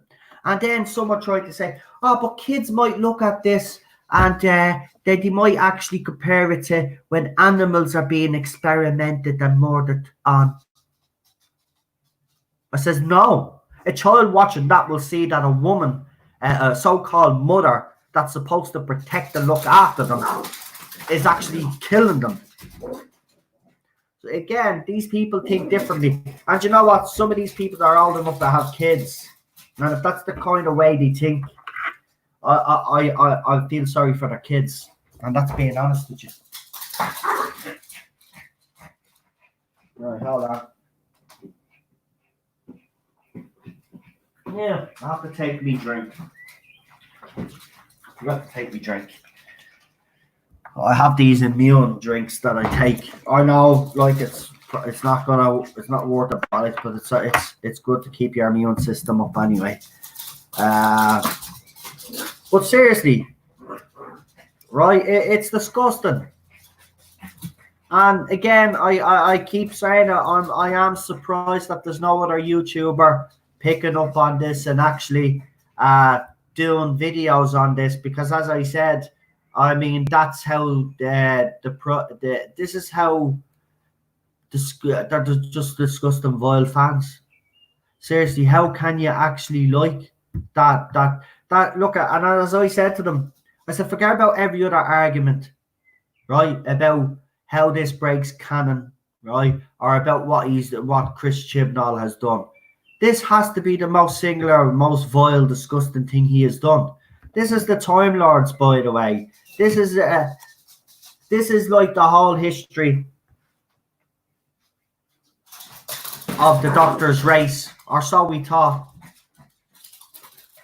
You know, and this is the best he could do. This is his story arc. This is his grand plan. The experimentation, the murder of a child. See, even Ted doesn't like it. See, Ted doesn't like it. Ted doesn't, see, told you, even the dog knows it's wrong. But here's the ironic thing about, as I said, if the Doctor, and I know it's a stupid comparison, but still, just to hammer home the point, if the Doctor happened to be a bunny rabbit, right, and Tectoon took the bunny rabbit and put the bunny rabbit on the table, right, and injected the rabbit, right? Could you imagine the headlines tomorrow? Doctor Who shows rabbit animals being experimented and murdered on Doctor Who. Right? You'd probably have PETA, whatever you call them, PETA, whatever them idiots are. You'd probably have them involved, right? Giving out. There'd be huge backlash, but it's okay to show that happening to a child. What kind of society are we living in when that's okay? Have I lost something here? Am I just out of touch with the world? Am I? Should I be the same as these people? Well, human life doesn't mean that anymore. It's okay to show that sort of stuff on TV. I just don't. And then they tried to make the comparison to the earlier Who about how it was criticised for being violent, but it wasn't violent towards kids. And many times, this is what I had to keep saying, but it wasn't violent towards kids.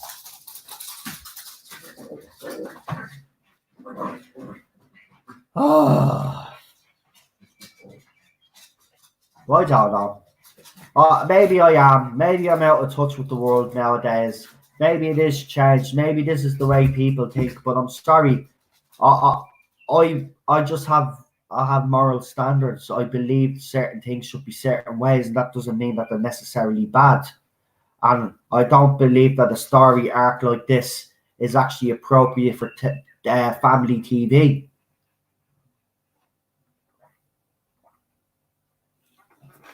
But the other side it is, because you've got comic books where Harley Quinn apparently now is going to turn lesbian, and she's going to have a kissing scene with Poison Ivy, right? Then you have other comic books. You have anime as well, where you see main characters all of a sudden change sexual preference, right?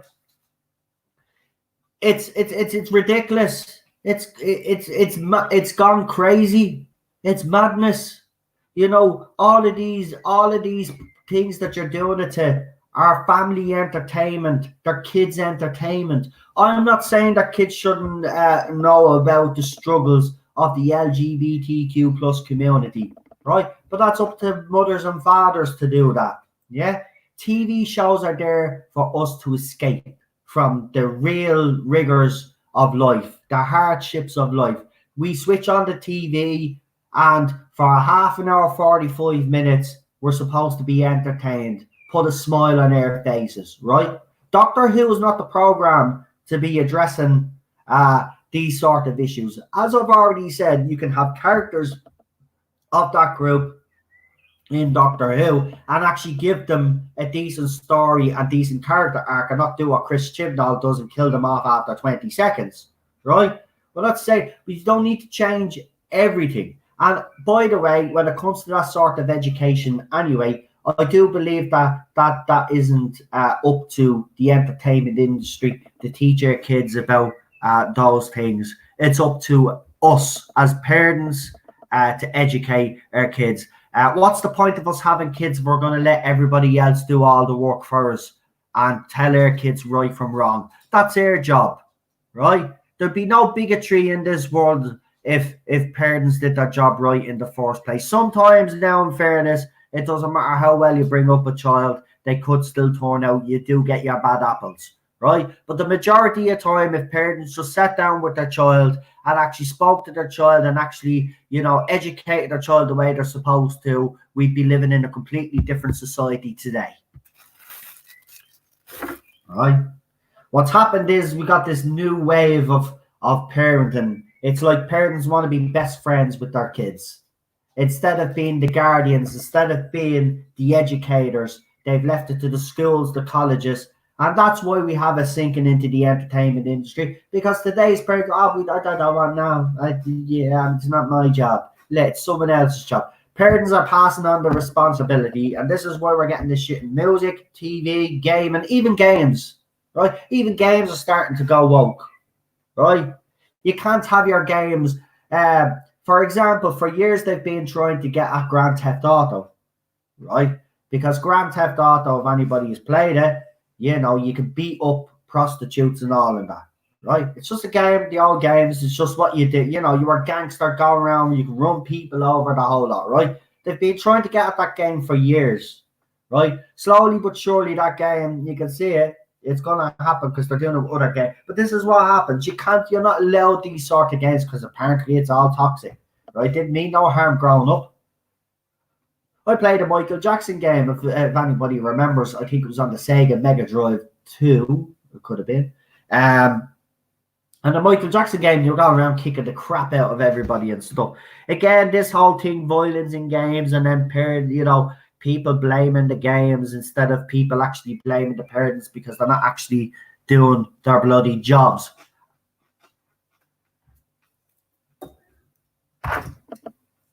So that's why we're in the situation that we're in. And Doctor Who isn't the place to be educating kids on those type of issues, as I said. It's parents' job. Your job is the Doctor Who's job and the showrunner's job and his team of writers' job is to entertain, all right? Our lives are hard enough as it is, right? When I sit down in front of my TV, right, for that half an hour or hour that I watch TV, I want to be entertained, right? When I switch on the TV, it doesn't matter what show I put on now, there's some sort of bloody message being hammered down my throat. So, do you know what I've done? Like a lot of people lately, I've gone back and I've started watching classic TV. I don't watch new TV. I haven't watched the TV. I go back and watch old shows. And there's old shows on the TV that they do happen to put on, I watch them. I haven't watched any new TV. The last show, obviously, that I watched was Lost in Space Season 2, because I was into that show and I still am, and The Orville, right? And we did watch Picard, obviously, because we were reviewing it. But other than that, and Doctor Who, obviously. But other than that, I've been going back watching old shows. I've even started rewatching Star Trek Voyager again. And I was looking into watching Columbo, so that's what I'm trying to find now. I want to watch Columbo. We have been watching Murder, She Wrote. Cheesy as crap, but at least there was no agenda. And you know what? I'd rather watch Murder, She Wrote. I'd rather watch fucking what was it we were watching as well with T.J. Hooker. We were watching T.J. Hooker as well, right? Heart to Heart. Yeah, don't give a crap. Right? They're all cheesy as crap. But you know what? As I said, I'd watch them because no agenda. It was just pure entertainment. And yes, it was cheesy. But you know what? It did what it said on the tin. It entertained you, right?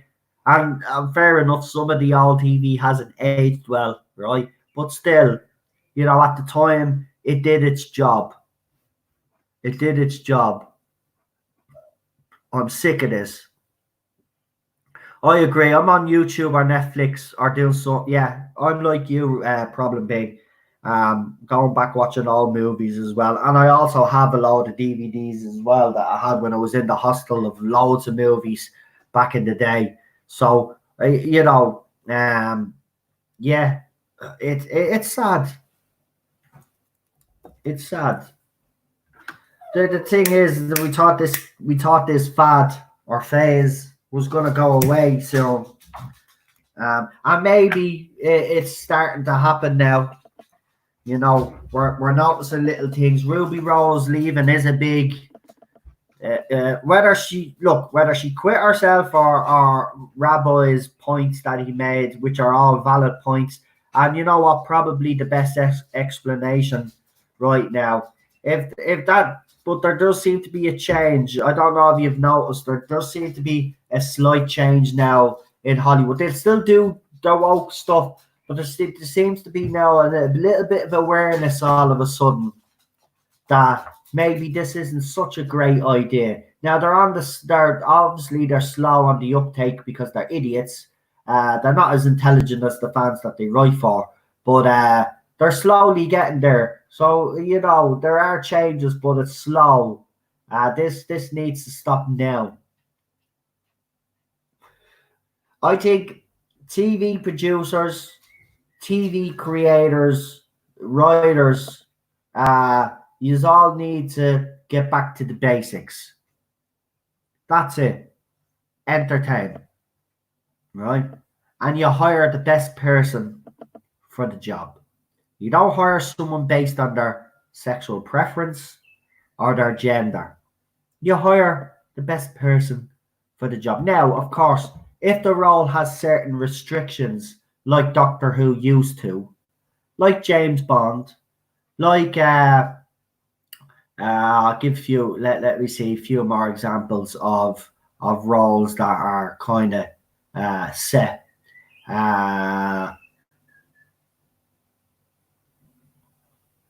Who else? I'm forgetting loads.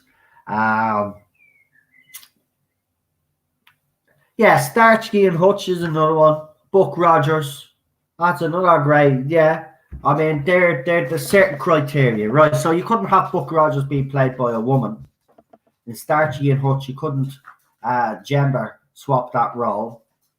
James Bond, they've already tried, but now it looks like they've backtracked on that very quickly, right? But there is certain criteria for certain roles in TV, movie, or whatever, right?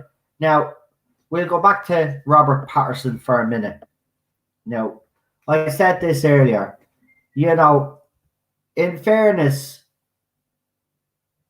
if he thought that privately, even though I don't agree with it, fine, he said it privately. But the fact that he's publicly come out and said it, well then, and it did cause a bit of a backlash. Of course, his supporters come out with loads of different posters and all say, talking about body image and all this, right? But I'm sorry, I think you don't get it. There's certain criteria for certain roles, and if you don't meet that criteria, well, then you shouldn't be hired for the role. Now, if there was two people in for the running for this, it was Robert Pattinson and who was the other guy? There was some other guy up for it. He was my choice, the other guy. I can't even think who it is now, to be honest. So just goes to show you that both choices weren't that great. But still, out of the two, I don't like Robert Pattinson, right? But when he got it, I says, right, we'll give him a go. We'll see what he's like, buffed up, right? The first sign of when I saw problems with this is when he came out, I think it was a couple of months after he was announced, or not a couple of months, a couple of weeks after he's announced, and then he was saying he was having problems beefing up for the role, right? And that was a red flag straight away. Now, I will admit that there are some body types, some men out there, they can do the weights and whatever, and their body shape doesn't change, and that's just the reality of it. If that's the case with Robert Pattinson, well, then he is not the right guy to play Batman. I don't care what his acting ability is, there is a certain criteria for that role, right? Batman has to be kicking ass. If he's going up against, say, a Bane-looking character, and you have Robert Pattinson, Batman, in front of him, right? It's not going to look great, right? What are you going to do? Pad out the suit to make him look like he has muscle, or CGI the muscle on him? Because we'll all know he's a little skinny twerp, because he's already come out and told us all that he's not. He's not going to. He'll do the weights when he feels like it. Basically, was his kind of way of putting it. He says, "Well, I don't exercise every day,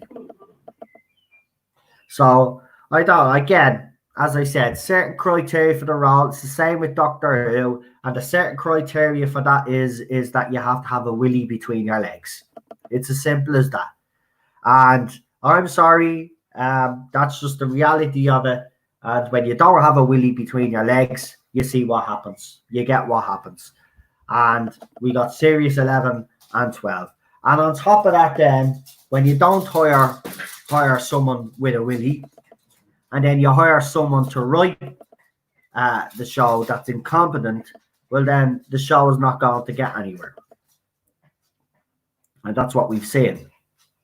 You always have to hire a willy when the willy is supposed to be hired. It's as simple as that. So James Bond is a willy, Doctor Who is a willy. It's as simple as that. All right.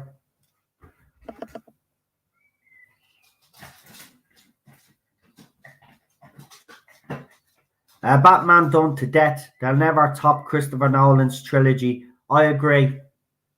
I like Christopher Nolan's trilogy, and I also thought he should have took over the phases. Actually, I actually thought they should have let him control the whole way that this DC universe was gonna go. In my opinion, I like his style of writing. I like his brother's style. I just like the Nolan brothers. They're absolutely fantastic. Most of their movies are with Christian Bale. Well, not most of them, but he does do a lot of movies with the Nolan brothers because he knows good writers when he sees them. They've made some fantastic movies outside Batman as well. So, yeah, I agree. You know, it's a shame. And, you know, he was the executive producer on Man of Steel as well. So, and I love Man of Steel. I know Man of Steel has its problem, but I love Man of Steel. I love it. And Henry deserves Man of Steel too. I'm sorry, but he does. Where there's a will, there's a willy, says Matthew. That's it. So remember, you need a willy, says John. Exactly. I'm sorry, but that look, I know it's a funny way of putting it, right? But Doctor Who, they've tried it with a woman. Actually, we got two women, right? And as I said earlier, even though Ruth is better than Jodie Whittaker, Ruth's doctor is better than Jodie. Ruth is the doctor. I mean, what's her name? Joe's doctor is better than Jodie Whittaker's doctor. They're still both not good enough. So, again, they both don't fit the criteria, unfortunately. You know? So, back to a man, and there's a chance you could resurrect this show from the ashes. But it could be too late now, because you look at the way the fans have reacted. They're done. I mean, even when I came on tonight, I gave everybody the choice. Will me and Rabbi just stream, or will we do the listen, tweet along? And nobody wanted me to do the listen, tweet along. And I agree. And the only reason why I put it out there is because we all love Rabbi. And you know, Rabbi is not as militant as us. And a Rabbi is a bit more, you know, like he can not that he can just put it aside, but he doesn't get as worked up as us. So that's the only reason why I do, because Rabbi is a genuine one, and you know he does actually like, and he was very excited. He was actually, should have heard him talking about it. I did feel a little bit bad when we didn't do it, but at the end of the day, I have to stick to my convictions, don't I? And I did say I wasn't going to do it. So I have to stick with that. I don't know if you want me to do. Well, no, because we're doing Inferno. Yeah, that's why I decided to do Inferno, because I didn't want to get into a big whole hoo-ha over the adventure. Yeah, someone actually said that to me, but it clashes with. I says, yeah, but it's John Pertwee's anniversary, so you know, I'd rather watch that. How many times have we watched that movie? You know, and as I said, me and Rabbi will do a watch along of it anyway, so don't worry. You know, we don't have to do the official ones. I'm done with the official ones. Listen, as I said in my video, my stream yesterday, that whole thing was designed for one reason and one thing only. It was a big feminist propaganda crap. That's all it was. Right? They just can't do them without any agenda behind them. And you know what? I knew there was. I said at the start, you know what? I keep doing this lately. I don't stick with me gut. And I did, didn't I? Just remember I said that after the first one. I said there's something else behind this. There's just something they no.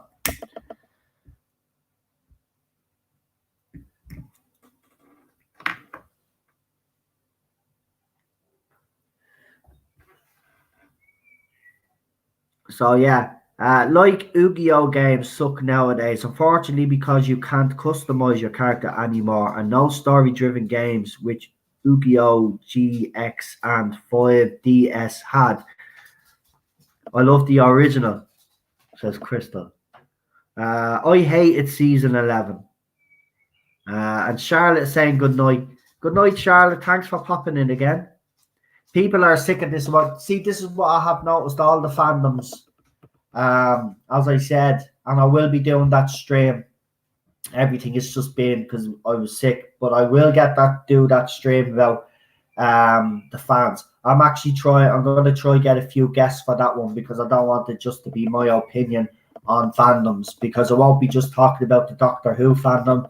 I want to talk to YouTubers that are involved in the Star Wars fandom, the Star Trek fandom, because the mood has changed in all fandoms.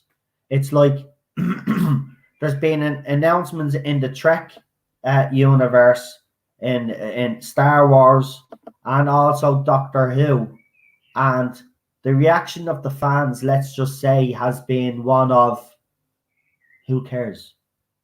And you know what's shocking to me is that for 3 years, this Doctor, especially this Doctor Who fandom, we've been hammered left, right, and center, and every time we've picked ourselves up and we've continued, right? And we've done that for 3 years.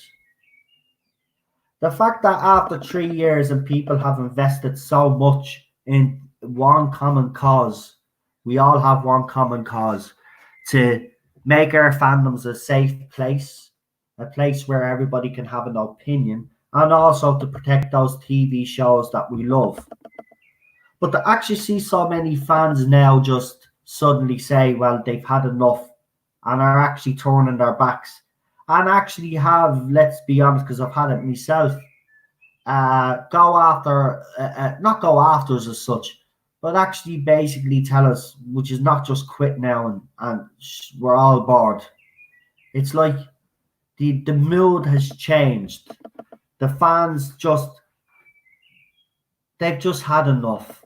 And I think it needs to be addressed, because I don't know.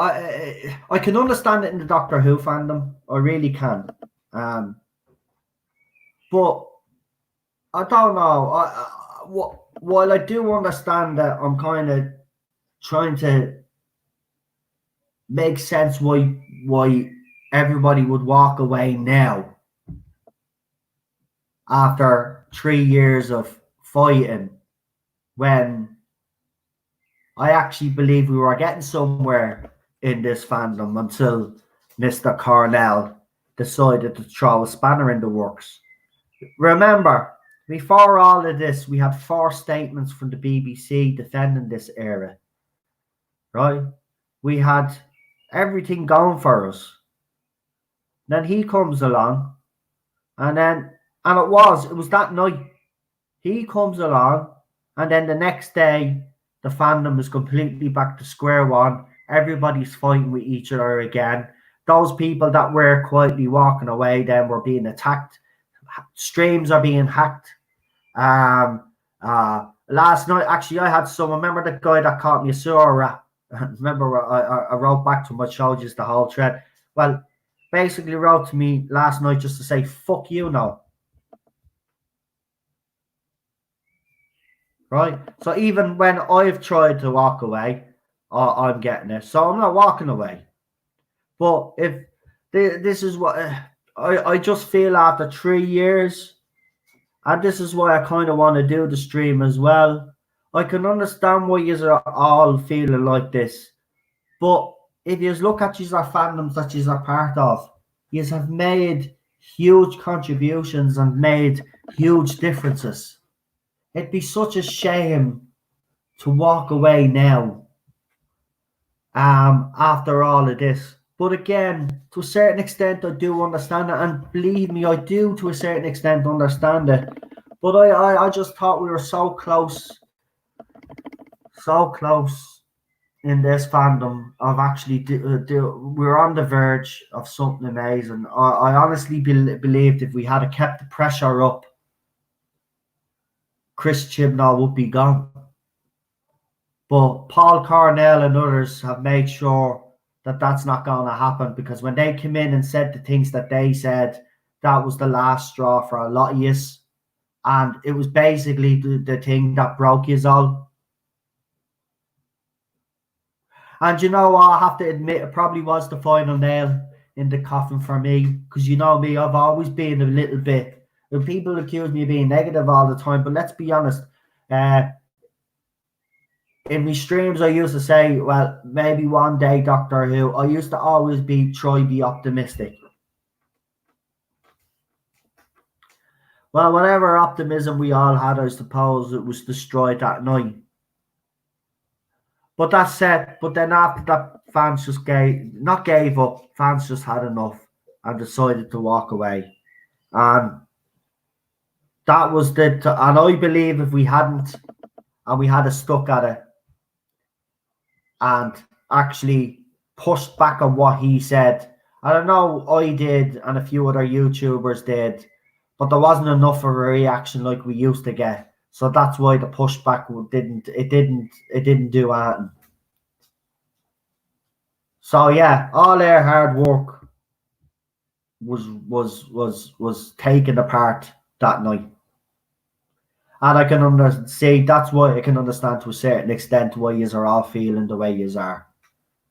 But usually when you get a knockout blow like that, that's the time where you show who you are. And I believe as fans we still have a part to play. But if people have had enough fighting the fight, I understand that. But I would urge those that are still willing, keep fighting that fight.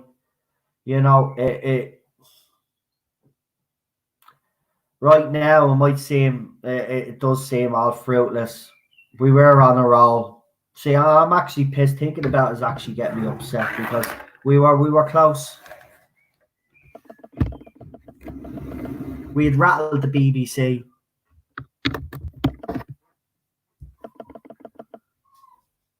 We rattled them.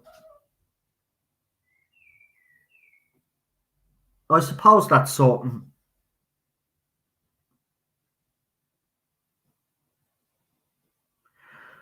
Oh.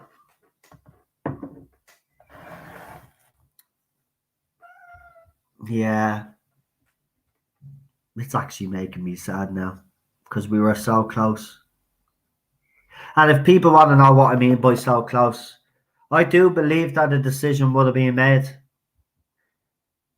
before all of this crap with the pandemic came along, because we were putting real pressure on. This is at the point. Do you know what? This pandemic has been the worst thing that has happened. because it's actually given Chris Chibnall some breathing space, more breathing space.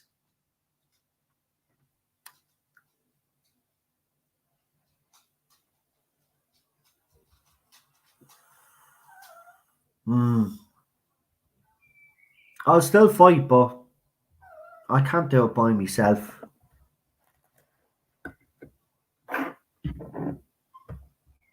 And there's other YouTubers out there that have covered Doctor Who that are just not covering Doctor Who anymore. So, I mean, we don't even have the numbers of the show force anymore.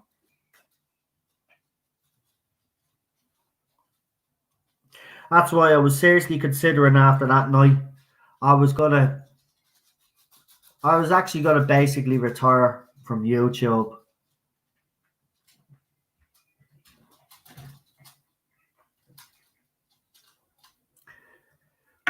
Yeah.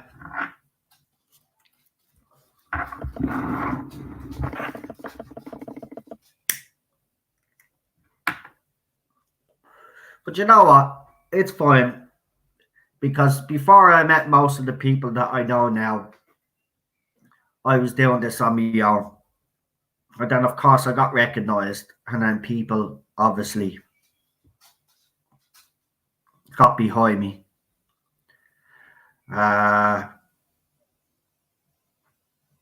Emily Cook tweeted what? Problem being. Hold on. Let's have a look. That's if I'm not blocked. Right. It's obviously something about another watch along. Right, Emily Cook. Can't even spell her name right now. Look. Oh, I think I'm blocked.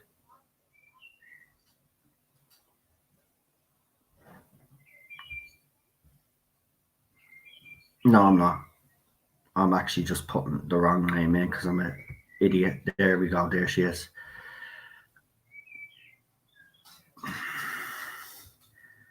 Right.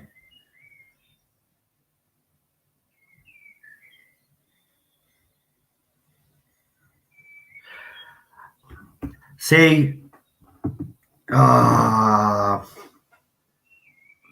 see, this is what now. See, after watching, I don't even want to get into this again. Right. So, BritBox has decided that they're going to put an adventure in space and time on for the live tweet along, but yet they can't put a Classic Who episode. I'm just saying. So that's what she's tweeted. Yeah. So there you go. They could put. There seems to be no logistics problem there, or anything standing in our way of that. But there is when it comes to Classic Who. As I said, I didn't buy the excuses anyway. Oh yeah, and there is a 30-day free trial as well if you want to sign up for BritBox. I don't even know why I'm telling you. Why would I promote it? But there you go anyway. But it just goes to show you that they can actually do a Classic Who tweet along, but they just refuse to do it. So don't buy her excuses anymore. By the way, Rabbi did do a trailer. If anybody has downloaded Rabbi's trailer, could you do me a favor and actually send it to her and see what she actually put it up on the channel? I have to test this woman. I have to find out why. There's no excuse. That tweet just proved there's no excuse now. I don't care. No excuse. Right? In that movie, they show all the old console room. They show it all being. How is that? How are they able to show that on BritBox? And you can't show, say, like the 5 Doctors. What's the problem?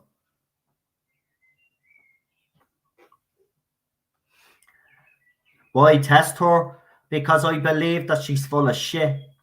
I believe that the excuses that she used are not valid excuses. I believe because she's in her mid-20s and most of the people that have been involved in the tweet-alongs are her pals and people connected to the show in their mid-20s is the reason why she's doing it, because New Who is their era. But she has to understand that without classic Who, there wouldn't be New Who. So you must pay respect to the classic era, right? It's all about paying respect to a show that came before the one that they watched, right? And I don't care. She could throw up as many photographs of all the box sets of classic Who she wants, right? And say that she's a fan. The fact that she won't do one, right? I'm questioning. She's the one behind the tweet-alongs, Gary. She's the one that has organised all of these watch-alongs. She's the editor of Doctor Who, one of the editors of Doctor Who magazine. But yes, she claims that she's a fan and she done this off her own back, which I don't doubt. But she does have the clout and the power because she has great resources behind her. Because, i.e., she does work for Doctor Who magazine, so she'd have contacts that we wouldn't have. All I've asked her to do, right? Or all I've asked someone to do, she did retweet a poster for one of her watch-alongs. But what I've asked someone to do here is the video that Rabbi has put together, the trailer, has put together for a new watch-along to send it to her and ask her to put it up on our YouTube channel, the Doctor Who Lockdown channel for tweet-alongs, because we're doing one. She won't do a classic one, so she told the fans, she said that she couldn't do them, right? But yeah, she's telling us that we can do them. So I said, fine, which we have, right? This will be the third week now of official watch-alongs, right? We have done watch-alongs on this channel, but this will be the third official. Rabbi has actually gotten an Inferno trailer together, letting people know when it's on in England, America, and so on. He's got a trailer, letting them know to join along in the tweet-along. All I want is the trailer. She won't support classic Who watch along. So I've said we'll do all the hard work, and all she has to do is put the bloody put the bloody video up on the channel. That's it. We're not looking for special guests, right? We're not looking for extra content, right? Because that's not what we do on these ones. Classic watch-alongs, they're classic. We don't want new content anyway, right? That's the whole point. But we have said, if any guests that are from the classic era that would like to join us, we're not stopping them. But that's not a condition of these tweet-alongs, right? Because that was one of the excuses that was used by her. Something got to do with not being able to do new content and all this. But we're not asking for that. We just want a classic tweet-along, right? The Five Doctors is a perfect story for them to show and put up on BritBox. I said it already. They could put it up on BritBox and iPlayer. Now, they've already demonstrated tonight, right? With Emily putting out that tweet that they're putting an adventure in space and time up on BritBox. So it's possible for them to do it with the Five Doctors. As I said, Emily Cook's excuses that she has given for the reasons of not doing a classic watch-along do not make sense. And a lot of people on Twitter have been saying it, but then when they have said it, they've been attacked by all her supporters and all the J-bots. And Philip Morris was one of them that was getting a bit of hassle on Twitter. And also, he was the one that suggested the chase, and that's why we did the chase. So, I mean, it's ridiculous. There is no excuse. He called it into question as well. There is no excuse. So that's why I'm angry about it. And a tweet like that just confirms what I've said all along, that it's very easy for them to put that up on BritBox, the Five Doctors, or whatever Doctor Who story that they chose to do a tweet along on. It's very, very easy to do, right? And the other excuse is, well, fans won't get access to it. Well, loads of fans have BritBox, Pluto TV. They also have bought the box sets, right? And there's also other sites where they show Doctor Who that fans would be able to get hold of. So I don't buy the excuses. They're all excuses, and that's why I've always said there is no reason holding these people back, right? The only reason why they won't do it, as I said, they're all in their mid-20s and knew who was their era, so they're concentrating on that. And apparently, according to Emily, she doesn't want to leave the fans out. Well, you are leaving fans out. You're leaving the classic Who fans out.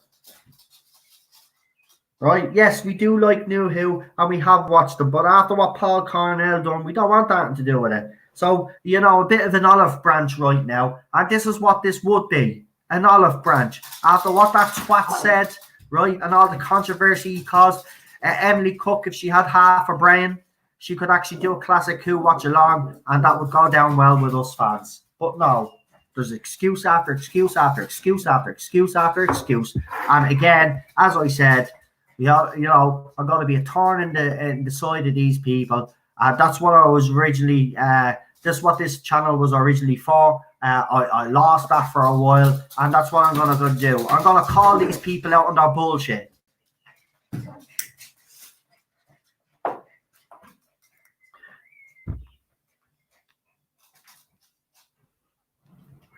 Everybody has no, I don't buy it. The only fans that won't have classic Q episodes are the J-bots. And some of them might, because I'm not saying all J-bots don't go back and watch, because some of them do, surprisingly enough, right? They're not as militant, but this is what it's all about. See, they'll be kicking the other side, the Twitterazzi, as we call them. They will kick up stink because they'll be like, "Oh, I can't get that episode, Emily. Why did you do that?" Blah blah blah blah blah. It's the same when one fan, James, asked her about the 13th Doctor tweet along, and she says that she can't actually do them for practical reasons. Well, what are the reasons? Jodie Whittaker's at home and Chris Chibnall scratching his bollocks at home. Right? Tell you why you won't do it. You won't do it for the simple fact is they did one on BBC America. Spy Master. Hashtag Spy Master. They did Spyfall parts 1 and 2 on the same night and it flopped. That's why. That's why you won't do it. There is no conspiracy theory. As you said, there's no conspiracy. There's no conspiracy theory. You're right. The truth of the matter is that they did one on BBC America and it failed. That's why you won't do a 13 Doctor watch along. And another reason why you won't do it either is because Chris Chibnall is a big fat chicken, right? He won't come onto Twitter and face the fans, right? As for Jodie Whittaker, I wouldn't blame her, to be honest with you. And I don't think she should, if she did come on Twitter, that fans should actually be attacking Jodie Whittaker, to be honest with you. No matter what you think of her as an actress, I don't think you should. But I can understand her not coming on. But that big fat chicken should come on, right? He should come on, right? He had the opportunity to have his say back in the day. Well, I want my say. So come on to Twitter, you little chicken. No, that's why they won't do it. That's the reason, right? Chris Chibnall doesn't have the balls to come on and face the fans and actually face criticism for what he done. So you're right. There is no conspiracy theory because we know exactly why there is no 13th Doctor watch along. So, say what you want. We're not stupid. And that's why you lash out at us, because we could see through you are bullshit. Now do the right thing, right? And do the classic Who watch along. Yeah, I've noticed they've only got Mark Aces and Sasha Dewan for the tweet along of Adventure. How about, say, David Bradley himself? Yeah, I've noticed that. It is, yeah.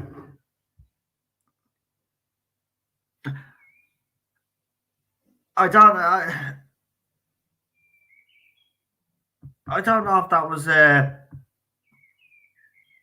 is that an official one? I think it is, but yeah. But again, it proves me point. That one's being done, but there'll be no new content for that, obviously. So how can, again, I still don't get it. How are they doing that? Is that a separate, even if that is a separate entity, they're still able to do that and they'll still get the fans. See, this is what I don't get, it's there's something very, very fishy going on. Something very fishy going on. I just don't, as I said, I don't buy the excuses anymore. I don't.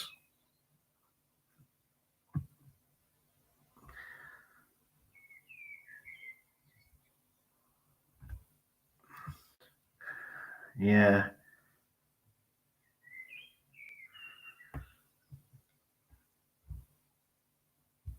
I don't know. It's ridiculous.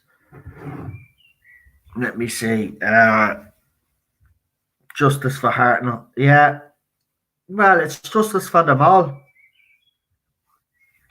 it's justice for them all. Remember, it's not just Hartnell's legacy that has been destroyed here.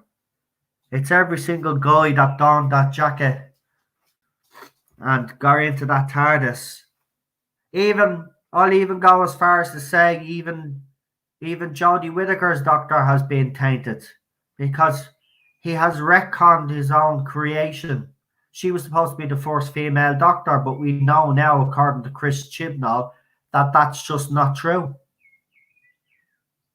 So, you know, their legacies have been destroyed. I don't really care about Jodie Whittaker's because she doesn't have one as far as I'm concerned, but still, you do have to put her in the same bracket because he has retconned her.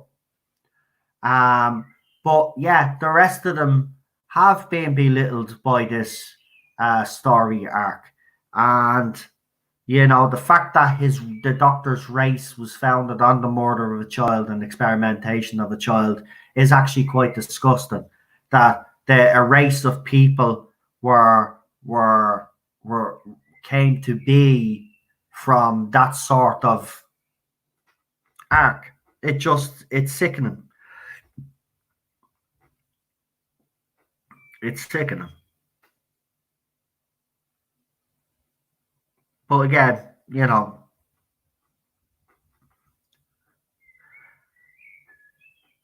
it's over.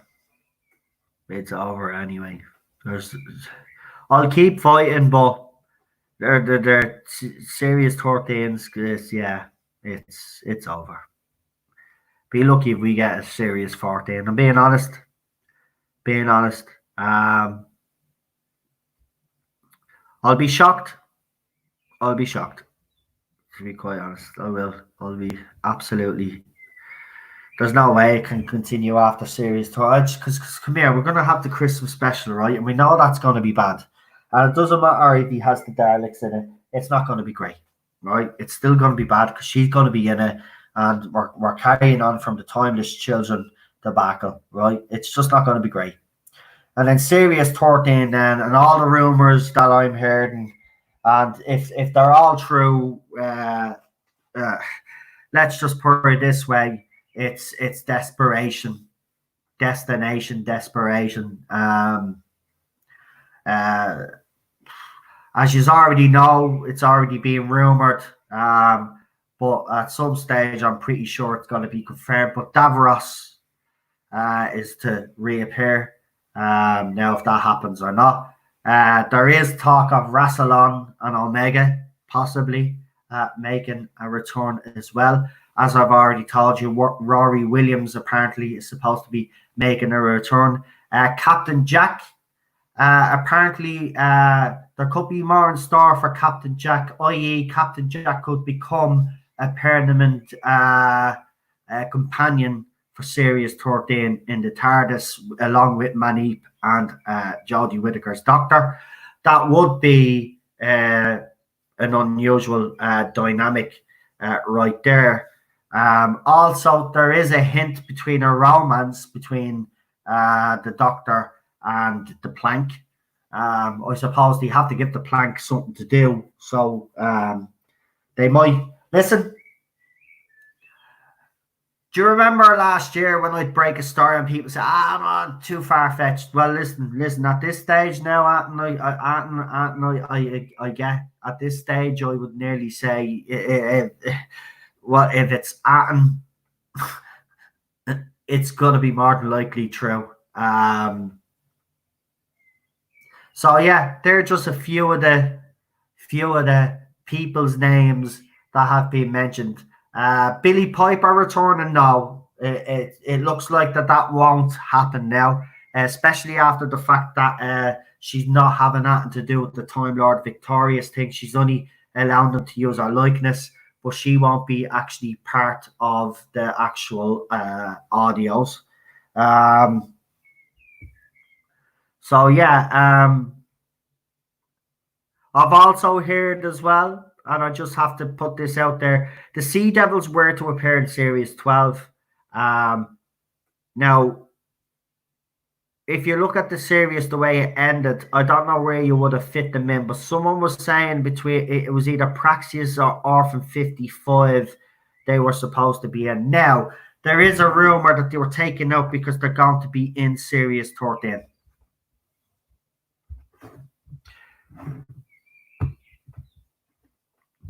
Now, again, see, this is why I don't.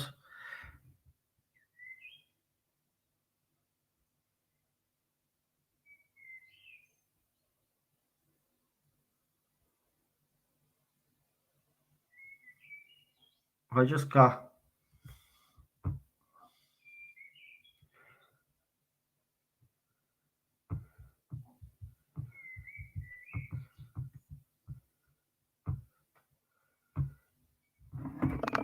Sorry, Matrix Lord just sent me something there. I just want to check something real quick. Apparently, I'm being sued. That wouldn't be well. Let's see if I'm being sued.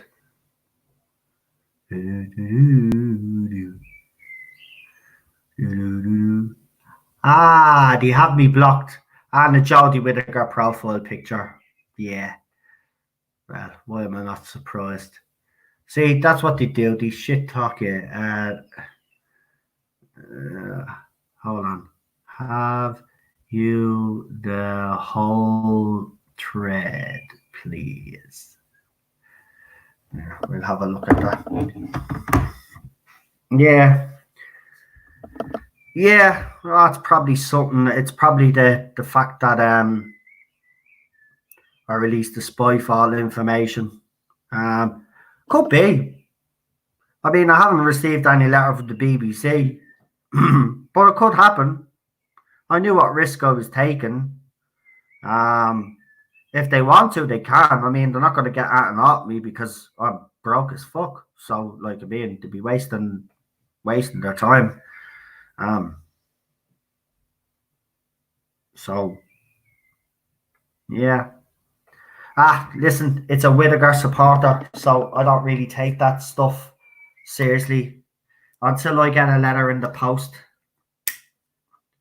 You know, and then they make a joke out Jodie Whittaker was his source. Do you know what? They laugh at me because obviously Chris Chibnall and Whittaker didn't live, right? But they were leaving, right? And we all know they were leaving. They were leaving. They had that meeting and everything was sorted out. And that's what we were afraid of that was going to happen. But they were leaving, right? So I would have got that. And I still believe that there is a chance that Jodie Whittaker could live after the Christmas or after the fest. Sorry, I'll rephrase, because first they were saying Christmas, then they went to festive, then it was Christmas again, now it's festive again. So festive special, right? So there is still a chance that she could leave the festive special, right? So even if that happens, I got one thing wrong. One thing wrong. And even if she doesn't leave, I've gotten two things out of everything else that I've gotten right. The two main things that I didn't get right were obviously the two main things that, for me personally, I wanted to see happen. As for the rest, I didn't really care. Them two leaving was what I wanted, right? Is what was happening. And then Chris Chibnall ran off like a little bitch, as we all know, because he was power playing. And he waited until the last minute to come back until he knew all the cards. He had all the chips. And he went in, sorted out everything that he wanted to sort out, and then continued on. Right? Everything was sorted. They were all walking. After Chris Chibnall was gone, Jodie Whittaker was walking away because she's always said it. Once Chris Chibnall goes, she goes.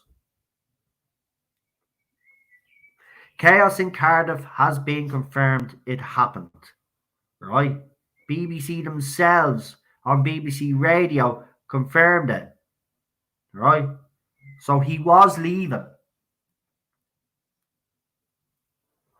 And that's what annoys me, is the fact that when he ran off, BBC just should have then said, right, he's gone. Look at Pete Matei, you're taking over completely. We release a statement, Chibnall's gone. And then the announcement would have read, Chris Chibnall has stepped away as showrunner of Doctor Who to concentrate on other projects. Meanwhile, Series 12 and the festive special will be Jodie Whittaker's last. That's what the statement should have read. I remember one thing, and I just want to remind everybody, is that BBC still haven't confirmed that Jodie Whittaker is back for Series 13. Right? They're reporting what Chris Chibnall has said, but BBC themselves haven't come out with official anything. I still think it's open for her to leave, but again, I will say one thing. It doesn't matter if you get rid of her, you still have him.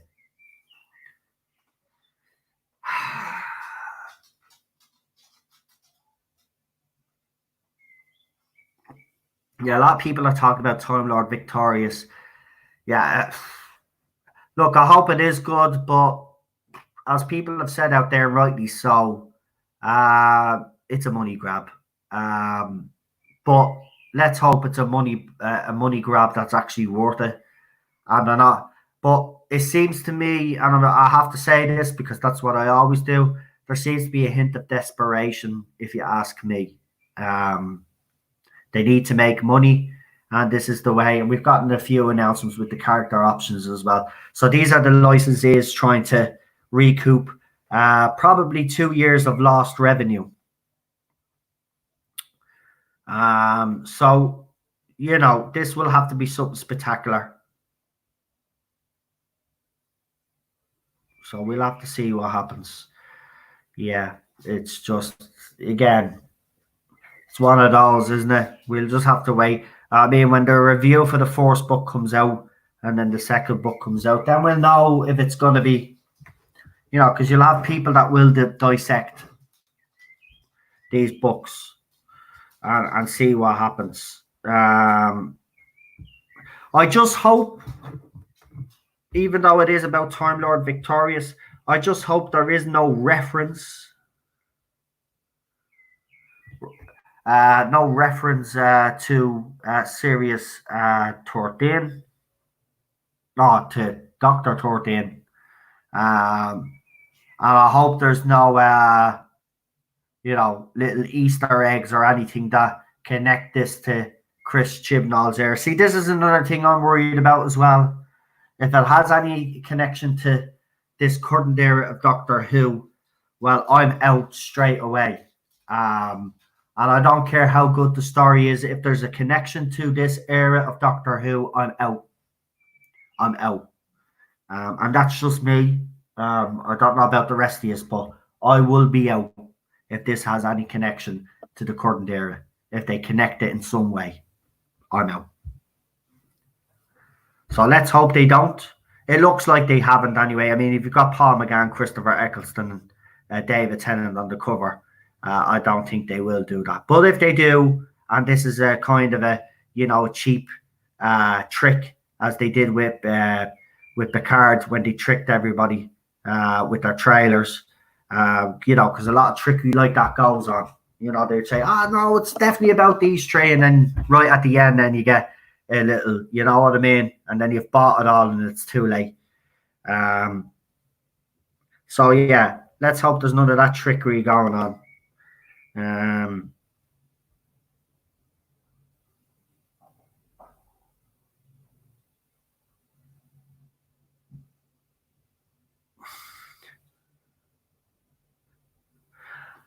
Yeah, apparently I'm going to court. That's great. They must know something that I don't know. There may be trouble ahead for the J-bots if they keep wrecking my head. See, they just won't leave me alone or my friends alone. So when people come at me and say, but you're being the toxic one, well, no, I'm not. I only defend myself, and I will continue to defend myself against little idiots like that. So, yeah.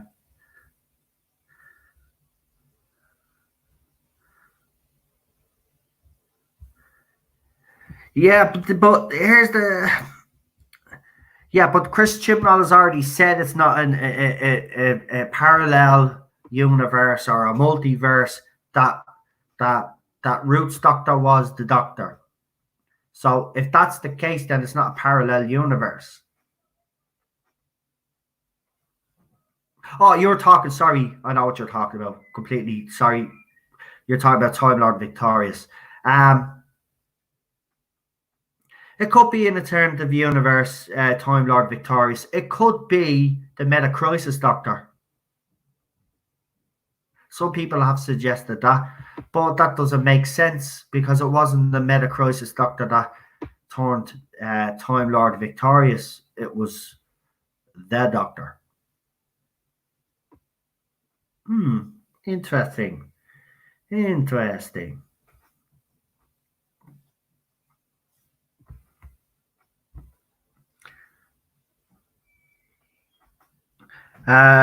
Just to give me nightmares, Jodie regenerates into Ruby Rose. Yeah. Well, if she taught her welcome to the the Batwoman community was nice. She will be welcomed with open arms into the Doctor Who fandom, especially when she starts opening her mouth about how women should be this, that, and the other. Joe Martin is an alternate Doctor. Chris Chibnall has actually said she's not. She's this Doctor of this universe. He said it himself in an interview, Richard. I don't know if you've seen the interview, but she is a Doctor in this universe. She's definitely the Doctor within Jodie Whittaker's universe, in the universe that we know. He said it. She is the Doctor. There's no tricks. That's what he said. There's no tricks here. There's no quick. She is the Doctor. That's what he said. So, I don't know. Again, I don't really care because, I was talking to another YouTuber last night and I was asking them, because it's been a few weeks since we all made the decision that we're not going to cover this. And I asked them again just to make sure, says, well, are you going to cover the Christmas special or the festive special or whenever it's bloody coming out? And they said no. They're still not watching. Yes, I do know that Chris Chibnall's a liar, but I don't think he is in this case. Look at what he's done. I don't think he's lying.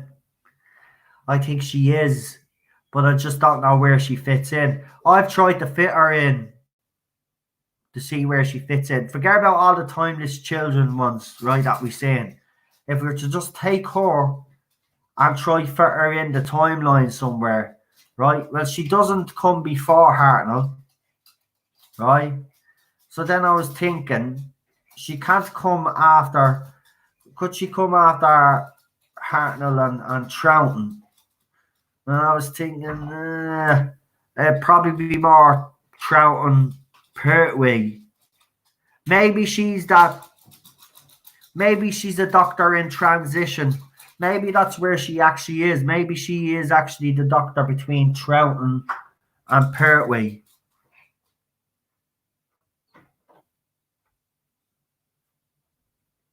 Now, why do I say that? It's because there's a fan film, wasn't there, that it was made. I actually watched it.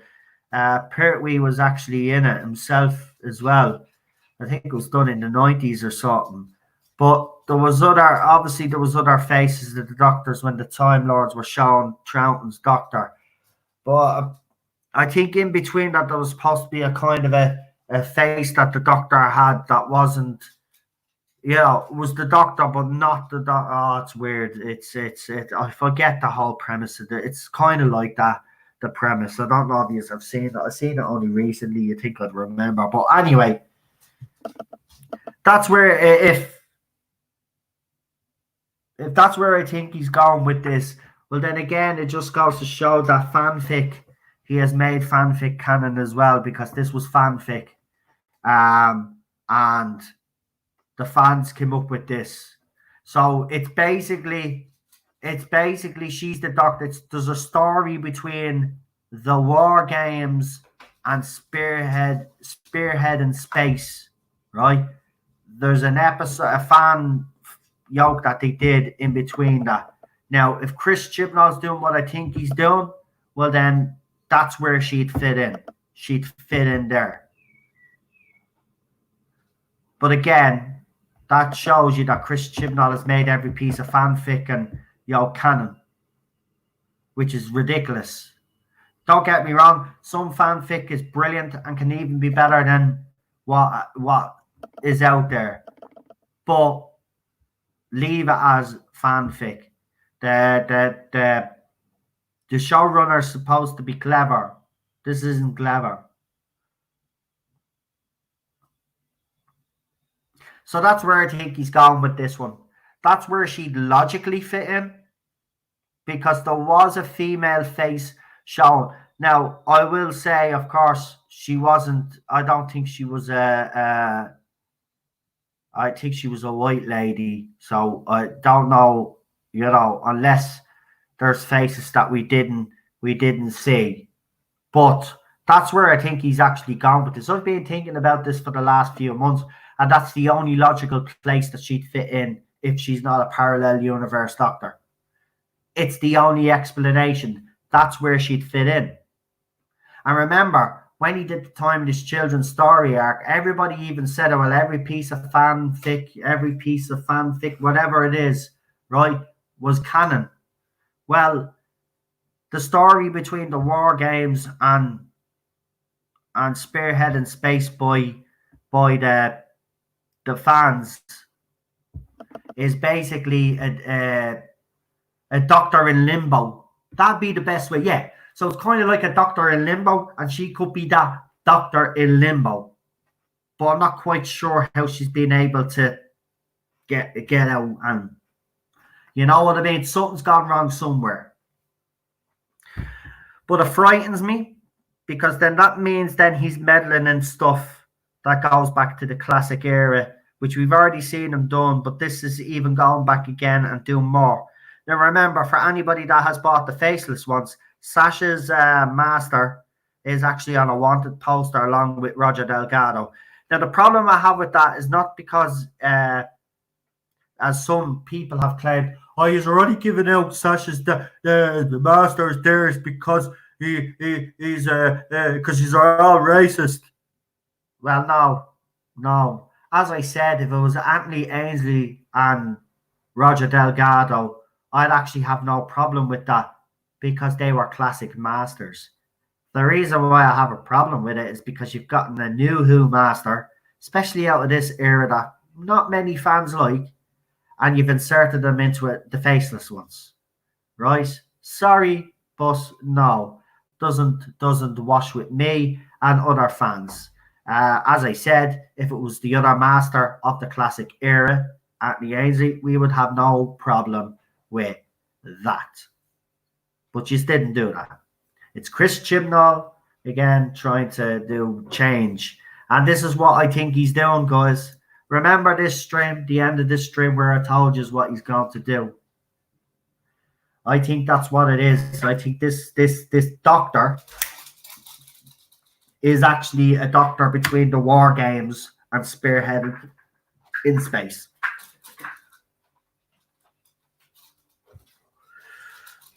What do you guys think? Do you, even though some of you are saying you're ignoring the doctor route and you don't care, but what do you think of that theory?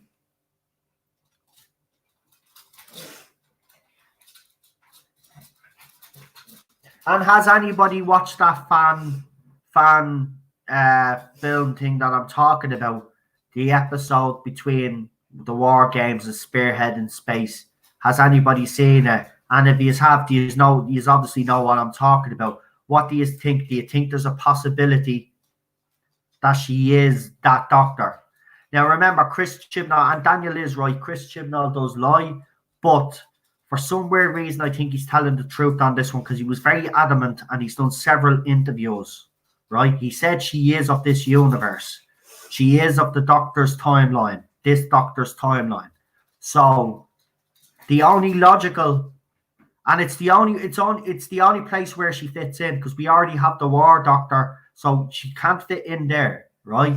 So she has to fit in somewhere, and for me, that's the only logical position where you can put her, where she doesn't really affect the timeline as such, if you know what I mean, because she is a Doctor in between them. Now, okay, he will make that canon, but there is a fan, again, I will say, though, you don't make fanfic canon, but that's what I think he's trying to do. I think he is trying, and I think this is what this is. I think this is just all easy, because it's, you know, there was Whovians back in the day when he was around doing fanfic. I think this is what this is. I think this is just Chris Chibnall trying to link all the stories together, everything. That episode that was on a site that's not that I shouldn't really say anything about. Sorry, problem being, but they'll have to find it themselves. Mark Gatiss is in it, actually, I think. He's actually in it. John Pertwee is in it. Just write in John Pertwee bloody appears in fan film in 1990, whatever it was.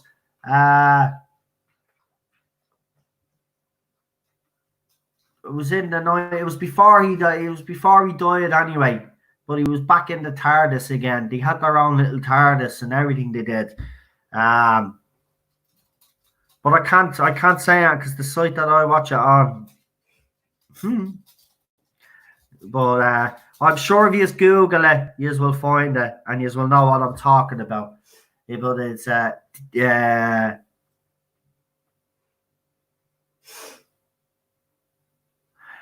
oh, there it is. There, I think he said it there. Devious. I think that's what it's called. Devious. Or that's one I have watched. I think there is it, though. I think that's the name. I think it's called Devious. You can watch it. More break. What's the more breaking news? Oh, I hate when Problem Being puts up breaking news. Ah, you're too late, buddy. You're too late. That was the first thing we spoke about. I know, it's fantastic. It's fantastic. HBO Max. But it won't be ready till 2021. So I actually think he's trying to. I think he's actually finishing the movie. I actually think the special effects or whatever they need to add to it, I think they're actually they're all going to be added to it. I think we're going to actually get a proper cut. I don't think there's going to be. You know, I don't think it's going to be, you know, to show some footage and then you're going to have a storyboard. I actually think I think the movie is going to be completed and can't wait. It'll be fantastic. Teaches me not to be late, won't it? You weren't that late. You're grand. Yeah, we did because it was great. Because I was actually saying it to Rabbi, and then Rabbi goes, "Oh, hold on, breaking news," like what you did, and he goes, "Oh, it is being released." So I was delighted. Released there. No, don't you start there. We don't want to see Brie Larson's. Get away. She doesn't have one. All right, let's see what this all thread.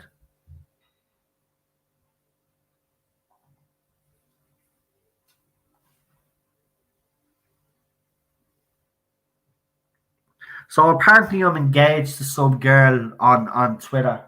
Oh my God. Cheryl, apparently I'm engaged. What? Apparently I'm engaged to some J-bot on Twitter. Oh. Yeah, that's new. Yeah, news to me. He says he and I are engaged.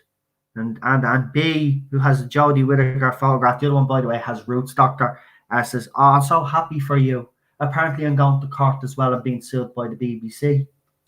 Yeah, news to me. Yeah. So I just thought I'd let you know someone out there claiming that we're getting engaged. Yeah, some little J-bot, as if. Oh, I tell you, they're funny. You know, some of them are funny and some of them are damn right pathetic. But Yeah, you got to see the funny side of these things, don't you? Breaking news. I'm breaking news. Chibnall is a plank, says Daniel. He is. He is. I tell you, there's more entertainment. As I said, I said to someone, I says Manip Gill, because we were talking about Manip Gill, and about what our role is going to be for Series 30. See, even though I don't talk about it on the streams, there's still a couple of us having chats behind the scenes, obviously, and we do have interesting little takes. But I even said, I said, look, Manip Gill is so bored, and as an actress, she couldn't even entertain a corpse. She wouldn't be able to excite a corpse. She's that bad. She's no charisma.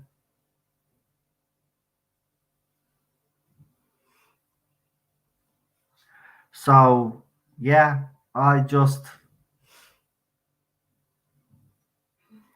know. And they're keeping her. Like, it's at least Tolson had something about him. All right, he didn't give a feck this year. Well, even Bradley Walsh had something about him, but they've decided to keep the two planks and get rid of the two that actually had something about them. Which indicates to me there's one thing that's gonna happen. Yeah. I think I need to get me Scissor Sisters album out. I don't feel like dancing with yo-yo in place. Yep. Yeah, I think it's gonna happen. I think in a family show, I think the old doctor and Yaz might get on.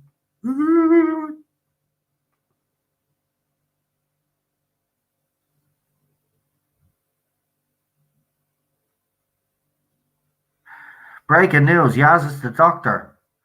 Number 2,314. Yeah, exactly. Nobody will notice when she leaves. Problem being, that's the thing. That's the sad thing about it. Yeah.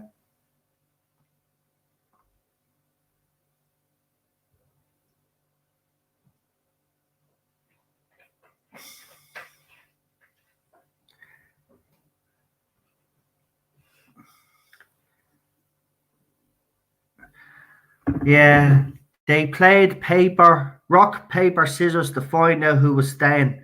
And I wouldn't be surprised. Oh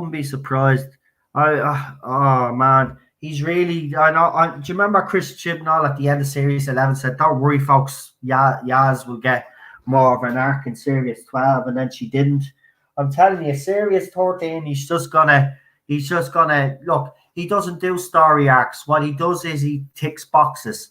So what he's going to do to tick a box, because he knows that there's fans out there that are shipping Whittaker and Manip's characters, right? So he'll give them what they want. He won't give us what we want, but he'll give them what they want. So don't be surprised if you do see a kiss. It might be just a kiss, but still, he will do it. He will do it. Because he's promised us some big things for Manip, right? And we didn't get much of it. What? She gave out to, Nikola Tesla and a few other lads during the Series 12. And that was giving Manip Gill something big. And then we found out apparently she was bullied, but we didn't get enough of the story arc. All we got was her telling a story to a copper in the middle of the road, and we were to believe that she was bullied. So if you take that all into consideration, there's something bigger coming. So the only thing that he can do is make the two of them kiss.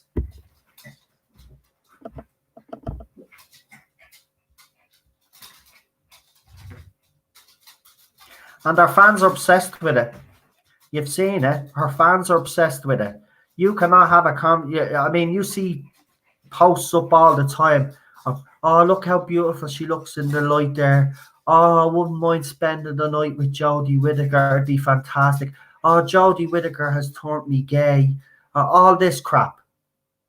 Right? It's not even about our character and what she does in the show. It's just about our sexuality to them. And the fact that she's straight and she actually has kids, that doesn't bother her.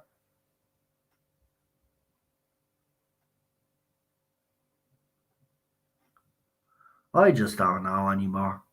Entertainment's just gone all over the place.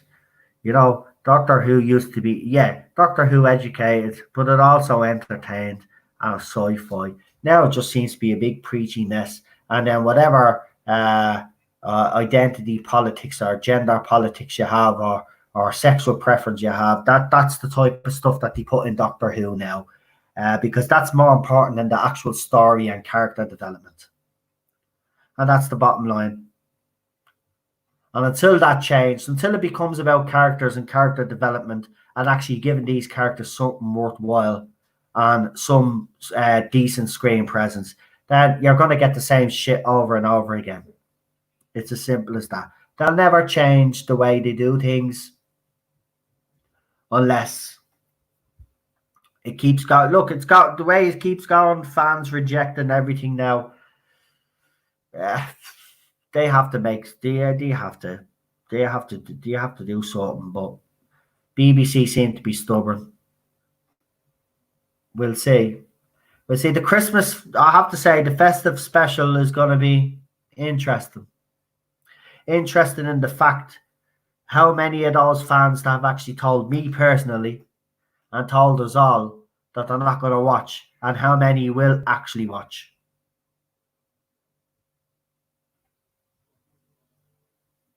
See, because we've had this for 2 years. People saying, I'm not going to watch. I'm switching off. But I've been watching.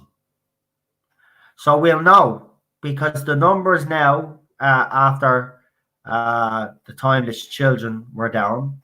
So I expect, if I believe the fans, then there is no reason why the festive specials ratings shouldn't be lower again. No reason. Now, if they're higher, then it just goes to show to me that there's some fans in this fandom are hypocrites.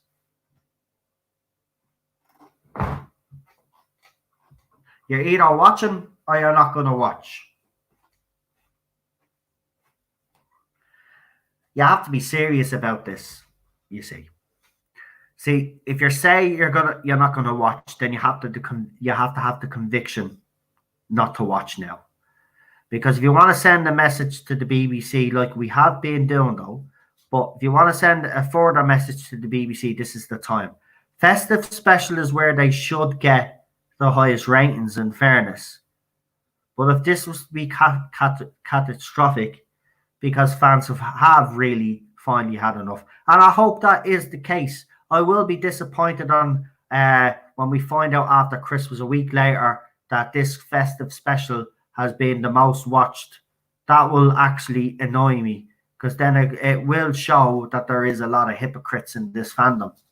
And then what have we been fighting for? Because what's the point of fighting for something if you have people within the same cause working against you?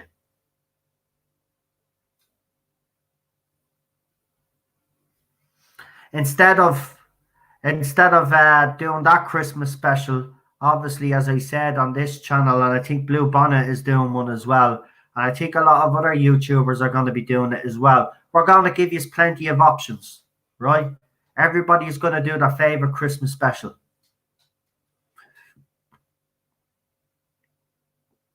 And there's plenty out there. I was thinking maybe personally I might do the Christmas Invasion, or I might do, well, the three I have in mind, because they're the three that I most like. So it's either the Christmas Invasion for me, Voyage of the Damned, or the Christmas Carol one. I like, even though at first when that first came out, but that has grown on me over the years, and it actually has become a firm favourite.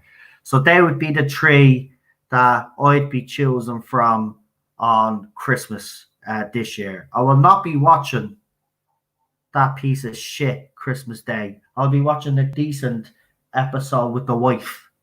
We'll watch something great that puts a smile on their face. And I know there'll be other YouTubers out there that'll be doing the same as well. And if anybody wants to join us for that one, of course, you are more than welcome. It'll be a real party atmosphere anyway, because probably some of us will have a few drinks on us. It's Christmas after all, and it'll be merry, and we'll just have some fun. Have some fun. So that's what I'm going to do. I'm not watching it. I asked a couple of other YouTubers. They're still sticking by what they said. But I will be annoyed with this fandom, this side especially, if I look at the numbers for the Christmas special and they've gone up again. Right? Because the only reason why they go up is because fans have returned. It's not because there's more J-bots all of a sudden. Right? It's because fans have returned to watch it.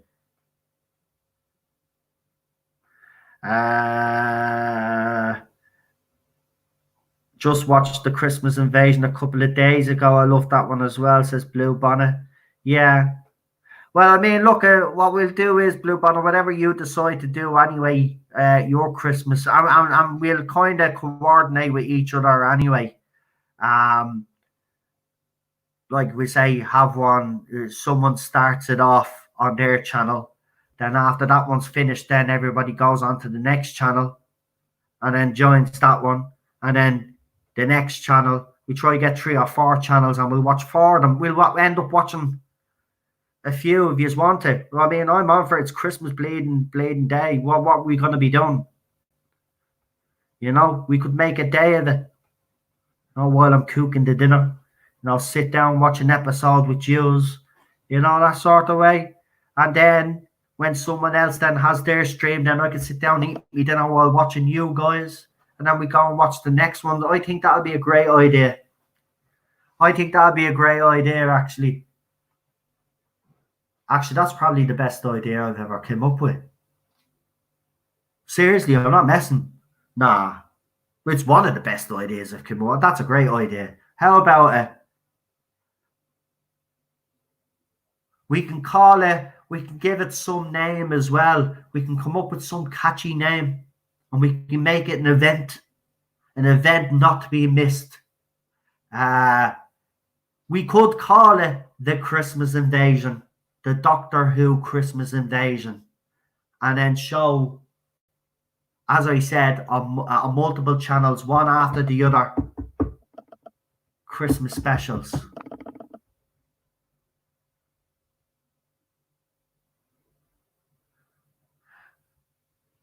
Problem being #revolution of the Whovians. And problem, Blue Bonnet agrees. Listen, do you know what we'll do is #Christmas Invasion. There you go. That's what we'll do. I'm gonna speak to Rabbi. I'm gonna get Matrix Lord as well, because Matrix Lord, as you've noticed, is kind of kept away from Doctor Who as much as possible as he can. Because obviously he's, like the rest of us, disappointed. But listen, when Balstrek told me last week that he was loving these when we were doing the classic, and you could see, and you could actually hear it in everybody's voice, this is going to be another one of those things. I'm not being big-headed, but I think we're doing more to get this fandom together. Because let's be honest, a lot of fans are heartbroken. The fact that we're doing the classic watch-alongs is making people fall in love with Doctor Who all over again, right? This is what someone sent me a message saying, "No, I've been watching your classic watch-alongs. It inspired me so much that I actually went out and bought Tomb of the Cybermen and I'm going to watch it." This is why I do it. This is why I ultimately do what I do. And yeah, I just want to put smile. This be brilliant. Christmas time. This will put smile. Now, obviously, we will have to tie people down. And what I mean by that, I don't mean literally tie people down. I mean we'll have to make sure that people are available. Because it is Christmas. A lot of people do spend time with the family. So we will have to. There will be planning in this. It won't be just like, right, we're doing it, and then, because we'll have to get others on board. But Blue Bonnet is on board. I'm on board. I'm pretty sure, I can't speak for him yet, but I'm pretty sure Rabbi might be. I don't know what it's like Christmas time. I don't know what he does around Christmas time. To be honest with you, so we'll have to ask him. But you know, as I said, and while we do it as well, we'll have panels and guests and stuff. It'll be great. I'm telling you. Oh, spread the word. Spread the word. That's what we're gonna do. Spread the word. And of course, I will ask me friends that are bigger YouTubers to actually get this out as well. Get the word out. That's what we're gonna do. Listen, it is. I'm not being big-headed, but that is the best idea I came up with. Winston Churchill, eat that.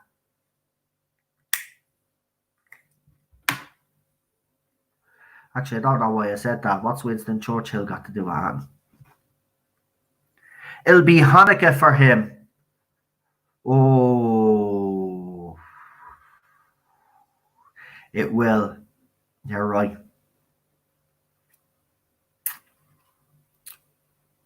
It'll be grand. We'll work. I know how we'll work around that.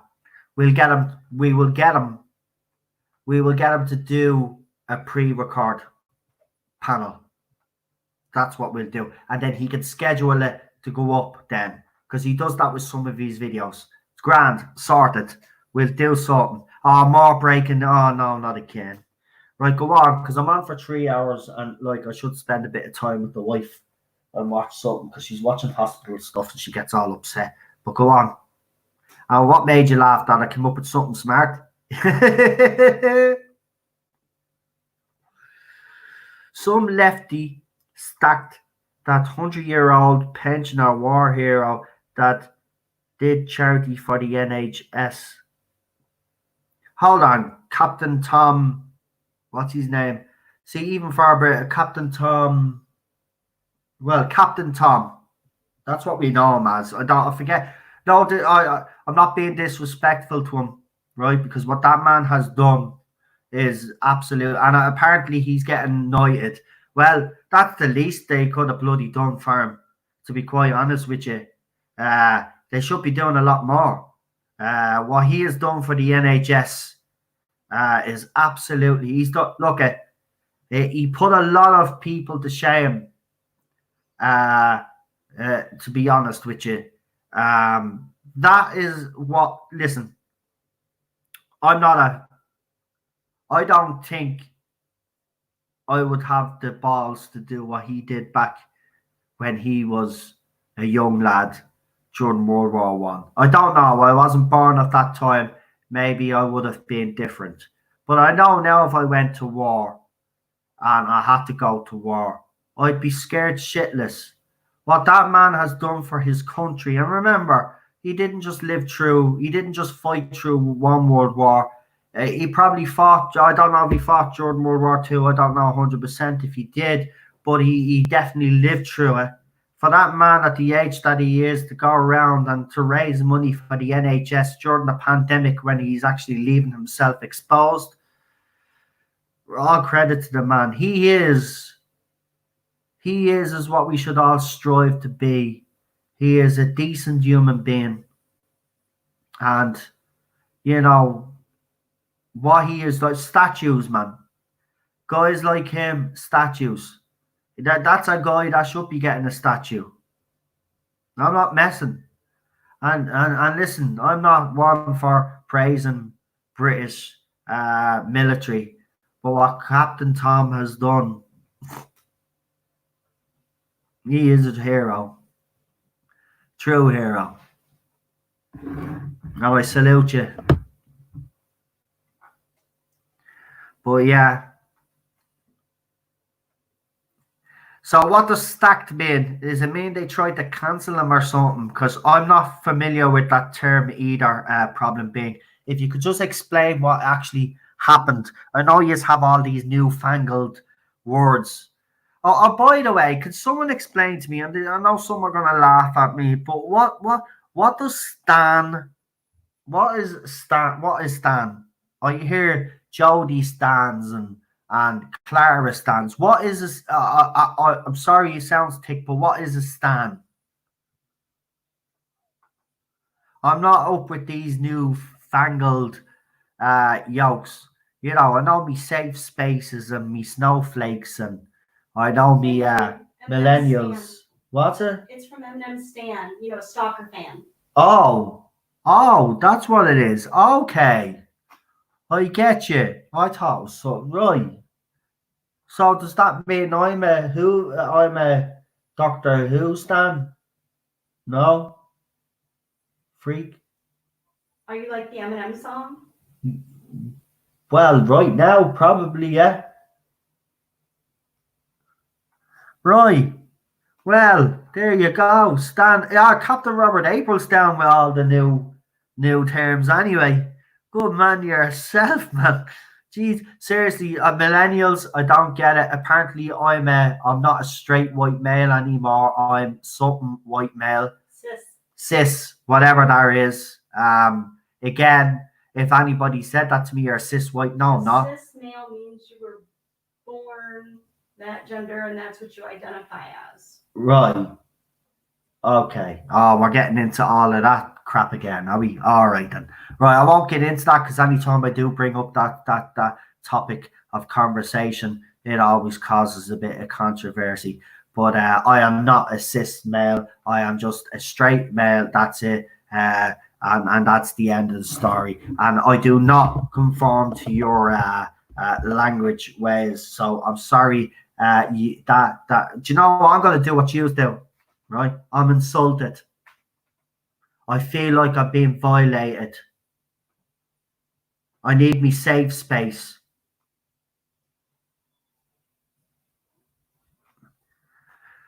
Jesus Christ, all these terms. I know. And you know what? This non-binary business confuses the crap out of me as well. I really, just live your lives, will you? Nobody gives a crap what you do. You know what? I keep saying it. Nobody gives a crap. Just if that's what makes you happy, go ahead, right? But it was the same with the. Actually, this is after bringing this whole thing up now. United Nations put out a tweet during the week about how words can be damaging, right? So instead of one of the words was instead of land, what was it? Well, instead of landlord, they want you to say your owner or something like that. They changed the words instead of mankind, you have to say humankind. What was the other one? There was loads of examples they gave, right? And I says, have you got a politically correct term for kiss my arse? Well, UN, do you have one for kiss my arse? It's probably lips to bum or something, is it? You idiots. You can't change the English language because a few idiots out there are offended, right? Just go and live your lives. If you want to identify as a tree, a penguin, or another gender, do it, right? Don't be fucking making the rest of us miserable because you are miserable in your own lives because you have insecurities. It's the same with these feminists as well. Someone put up something about body shaming, saying that, what was it? What was the post exactly? It was about women that go around and wear tank tops and shorts. And this woman was making the point that, well, you shouldn't be going around doing that because you're basically promoting body shaming. And I says, what's crawled up your ass? So this is what it is. I says, basically what's happened here is a bunch of women that are insecure, that have their own insecurities, are projecting them on the rest of the world and telling women what they can wear and which way they can look, right? At the end of the day, don't be projecting your own insecurities on the rest of the world. And then she finishes it off by saying, well, be comfortable in what you're in. So she's basically being a hypocrite. And I says, you're a hypocrite now. I said, now you're telling them to be comfortable in whatever they're in, but yet you're criticizing the clothes that they wear. Maybe you're just jealous yourself or you have your own insecurities, but don't be projecting your own insecurities on the rest of the world. And this is what's happened. All of these people that have all these causes are basically projecting their insecurities on the rest of us. They're trying to change the way we speak. They try to change their behaviors, all because of their own insecurities. This is what this is all about, insecurity. We have actually become a race of pussies. We have raised pussies. We have raised people and young kids that are not socially equipped to handle the world, right? They're all insecure, every single one of them. You even see it on Twitter with a few in the Doctor Who fandom. They're talking about their own insecurities, about how they don't feel adequate as a woman. Well, then that's fine. That's fine. Fair enough. Well, then go and get some help then with it, right? Go out there and do something that will help you get through the day. But don't be going on Twitter and moaning and saying that shows like Doctor Who have to change because you feel insecure.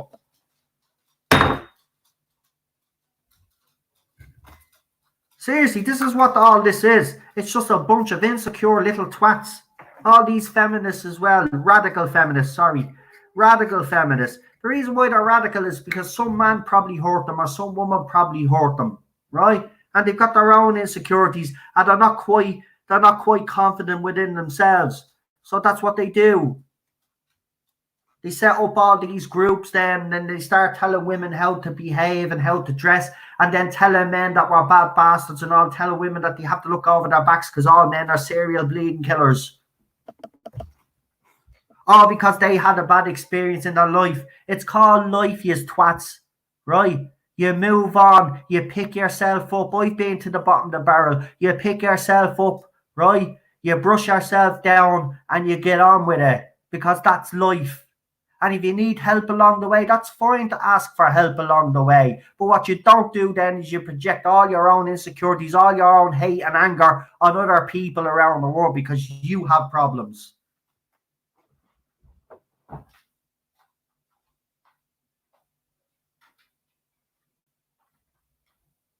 And that's just the bottom line. And that's why we're in the situation that we're in now today. Because you see them, they're all insecure. You can see that they don't have confidence within themselves. Well, we can't help you with that. You know, we can give advice.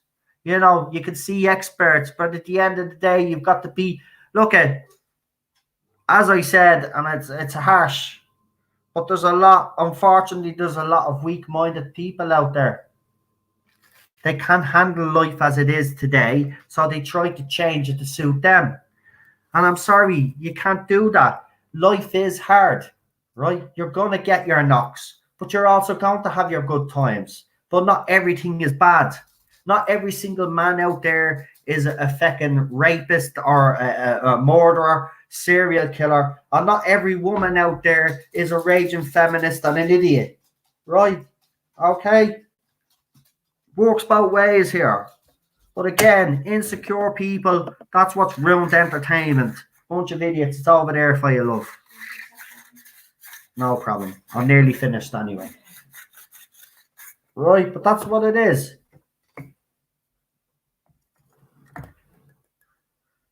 You just have to look at them. It's sad, to be quite honest with you, because I was in that position. I know what it's like to suffer from mental health. I know what it's like to be insecure about yourself. I know what it's like to put yourself down all the time. I know that it's hard. I've had to pick myself up off the ground several times during my life. I think these last 15 years have probably been the most steady that I've had in my life, to be honest with you. You know, a lot of good things have happened in that time. You know, but it could all go to shit tomorrow. But I can tell you, if it did go to shit tomorrow, I'm well more able to handle it now than I would have been back then. Because I went and I sought the help that I needed to get.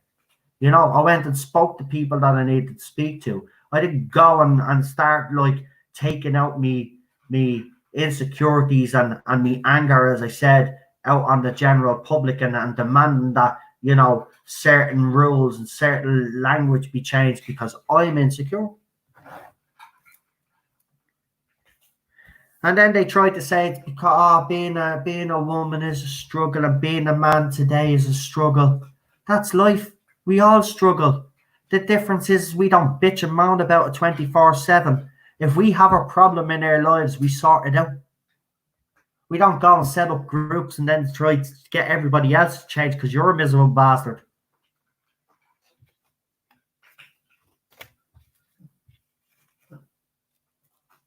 And there's a few of them in the Doctor Who fandom, and I think some of you know who I'm talking about.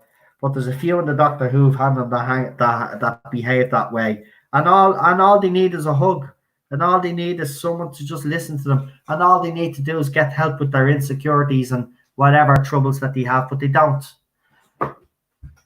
They like fighting with people because that's what gives them their life meaning. Because if they're fighting with other people and trying to get people to change their opinions, then they're not actually facing the problems that they have or the issues they have. They're paper over them, just like they've done with this whole feminist agenda with Doctor Who. They've papered over the whole situation. If you insert a female, if you insert an actress into a male-dominated role, well, as I said from the very beginning, well, that's tokenism.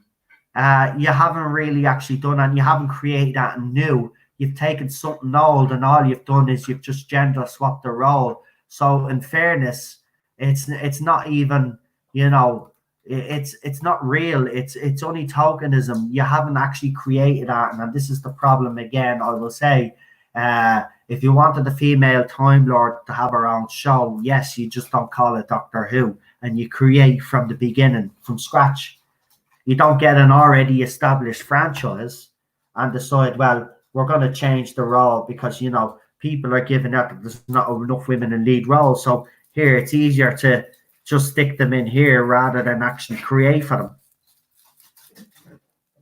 And, you know, maybe that's one of the reasons why, if it's rumored that Olivia Colman turned it down, I'd say that would be one of the reasons why, for her sticking point, you know, because she didn't want to take, who'd want to take it as a token? For Jodie Whittaker, this was the biggest role of her career. So, you know, I can understand her taking the role. But Olivia Colman didn't need to take it because her star was already on the rise.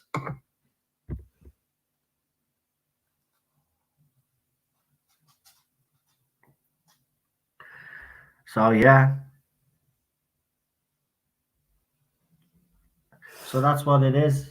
And that's what I firmly believe it always has been. It's an issue with people. It's people that just have low self-esteem, that have their own personal issues, and they're projecting it on the rest of the world. Sure, look at most of the radical feminists when you see them in interviews. They're unhinged. The reason why they're unhinged is because they actually need help. And that's not slagging them off or having a dig at them. They genuinely have been hurt somewhere along the way. There has been some trauma. And this is why they're reacting the way they're reacting. Now, I'm not saying all raging feminists have had some, you know, point in their life where that turned them into a raging feminist, but I say the majority of them have had something like that or some sort of an experience like that. They're always bitter and twisted. I mean, Brie Larson, for example, looks like she's the damaged woman. And I'll tell you why, because she doesn't have the mental strength, unfortunately. She talks a good game, but she talks very openly about being knocked down a lot and being told by men that she wasn't good enough. So I don't care what you say. She could come out with all this facade and strong female and all this. No, she's not. Of course, that would knock your confidence. And I get it. It does knock your confidence. But instead of being a bitter old twisted bitch, why not actually, you know, try and come to terms that was the industry. Try and not get over it, but try, you know, find a way in your life like we all do to be able to not move on from it, but to be able to carry on with your life, that it doesn't become such a big burden. Right? All these women, something traumatic happened. And they become raging feminists, and then that's what happens. You get all these groups, and then before you know it, then they're in the end. Look, this has been happening for years. And I said this at the time, it sounded far-fetched, but I'm going to say it again. Amber Heard and Johnny Depp. Well, Johnny Depp is an older actor. Amber Heard is a younger actress. Don't be surprised if all of this, because the younger actresses nowadays know that the older actresses do like a bit of eye candy. These younger actresses can be dangerous, and this could be a way of them trying to Me Too an actor, like we seen with Johnny Depp. So if I was any old actor out there, all these younger actresses might look nice and all, and you might want to, tap it as you used to do it back in the day. But if I were you, I wouldn't go anywhere near anybody that over 40, you're fine. And under that, I wouldn't touch, because you're running the risk of getting yourself into bloody trouble. I don't trust women today. I'm glad I have such a good wife in Cheryl. But I tell you one thing: I wouldn't trust a woman today as far as a thrower. Seriously, I'll probably get into trouble for that saying, but that's an old Irish saying. I don't literally mean I'd actually throw a woman. Problem being leaving, is he? Good night, pal, if you are. Or if it's someone else leaving. Who's leaving? Oh, you're leaving. 41 hours without sleep. Yeah, you get yourself to bed, man. You've got a stream Friday. Need you fresh.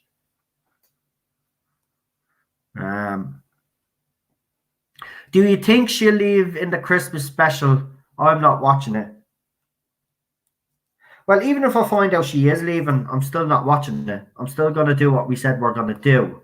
But I still think there's a possibility, yes. I'm saying there's still a possibility. But the fact that Monique Gill is hanging on for Series 13 could be an indicator that she actually is staying.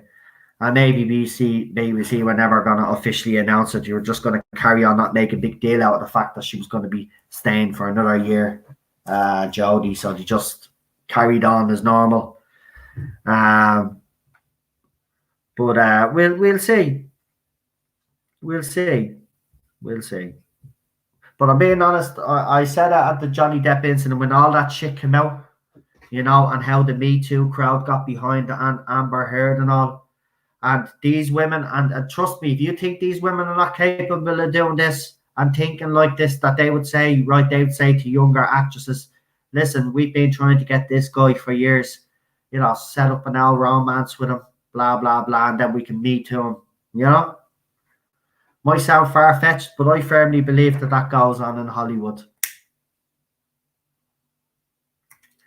Because that's how bad it's gotten. See, these women also talk about equality, right? But they're not about equality. And that's the problem I have. I would back the feminist movement 100% if I actually thought for 1 second it was for equality. But you can already see that it's not. They have an agenda. Women now want to be the ones in charge. Well, these group of women do. I think women and guys in general today don't really care who's in charge once everybody is treated with respect and with equal, basically. But that's not what they're about. You listen to the rhetoric over the last few years. It's been very anti-men. And they've even went after women as well. So this has never been about equality. The movement might have started off at first about equality, but it's definitely changed into something completely different now. And yeah, it's sad. Because we all want an equal society. And, whether these radical feminists like it or not, some women do like being at home with the kids. Some women would rather be at home with the kids. That's what they consider their job, raising their family, right? There's some women out there that want a career. Brilliant. Fair enough. There's some fathers that stay at home and look after the kids. That's equality. right? It doesn't matter what your family dynamic is, who's working in the household, or if two parents are working in the household, right? It's never been about equality. And you look at all the suicides between young men, younger girls, same with the older men, suicide rates since all this crap has started through the roof. Because who wants to be told every day when you're watching TV that you're an awful vile person because of your gender? And then we see things like that student that won a competition for a chair that she invented for men and a chair that she invented for women. So, listen, I get it to a certain extent. I know some women don't like when they get on a bus or something and they see a bloke and they're sitting on the chair and they have their legs spread. Like, as we all do, that's the way men sit, right? But I do know when I do get someone sitting beside me on the bus, obviously not during this pandemic or if Cheryl's sitting beside me on the bus, I've moved my legs in, right? I don't sit like a normal bloke would. But this student that won the prize, she actually created a chair where a man sits like a woman with their knees together. And then she invented a chair for the women where they spread their legs. Right? So basically she's reversed it. So the women are sitting like men now, and the men have to sit like women. And this student won it was in England. She won a competition, and that was her competition. There was actually a whole article up on it. I think I did a video on it last year as well. It was so funny. It's so funny. Imagine having that's it there. Yeah, imagine having a chair that's designed to change your behavior about the way we sit. Now, I'm not going to say that it isn't annoying for women to see blokes do that. Now, if you're a decent enough bloke, you will do what I do and you move your legs and you let the woman sit in. No woman should feel like when she's sitting on a chair beside a bloke, she shouldn't have to sit beside a bloke with his legs wide open. You should have a bit of common bloody sense, right? But that happens to you, yeah, I know, because in Ireland that happens all the time. But like, again, it's ridiculous. They're trying to modify your behavior, right? It's not fair that my knees have to be jutted out in the aisle and get clipped, and I'm uncomfortable the entire bus. I know, no, I get you. I'm not saying that. Yeah, I did a video on it last year. I think I actually put the article up, and I actually put the chair up as well, the design of the chair. Actually, Google it if you just wanted there. Student creates, what was it? Man something chair. It was something to stop us from spreading. Man spreading chair or something. Anti-man spreading chair. Just write in. Someone, actually, do you know what? I'll Google it real. Hold on. I'll get it for you now. Watch. Anti-man spreading chair. Imagine having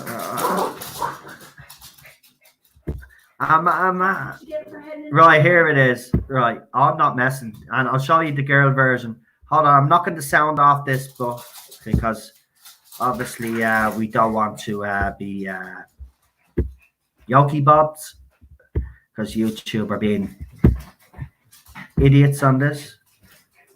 Right, so it should be popping up on your screen there. All of a sudden, it's all at the thousand. Hold on, skip ad. There we go.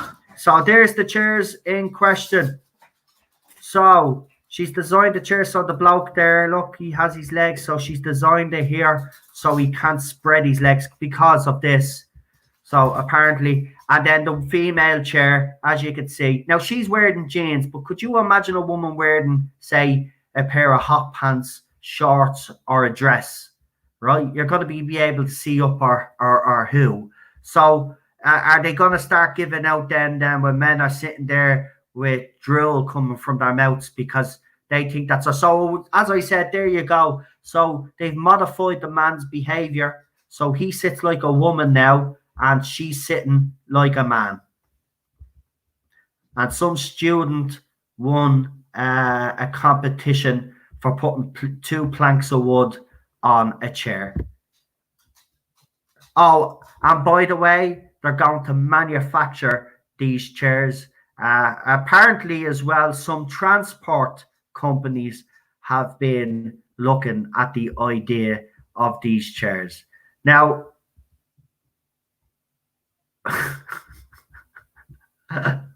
oh, look at that. That's just sad. That poor bloke looks like he's dying inside. And look at her. She's sitting like a man. How is that even attractive? It's not about attractiveness. I don't give a shit. You don't behave like men. You are women.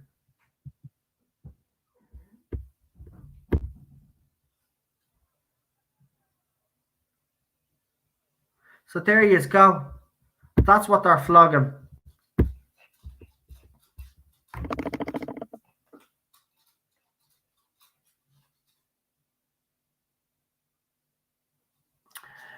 Well, I mean, look at the poor blokes that were sitting on the chair. They look like that their hearts and their souls have been ripped out. I mean, this is the kind of stuff that they're trying to do to modify our behavior. Listen, if I'm sitting on the chair on my own, I'm going to sit the way I sit. If someone is sitting beside me, I will not actually sit the way I sit on a bus because that's rude. When I'm on the seat on my own, that's different. But to actually create a chair to stop you from doing that, and the woman one is funny. She like put a pair of jeans on. If she had been in a short mini skirt or something, that's not going to work. It's not going to work. Right. So like an hour ago when you said you Okay, yeah, I better finish up now. Sorry, the wife has reminded me that I said I was finishing an hour ago, even though she's watching something on the TV anyway. I'm not. I literally, this is just filling in. Oh, well, I didn't know you were just filling in.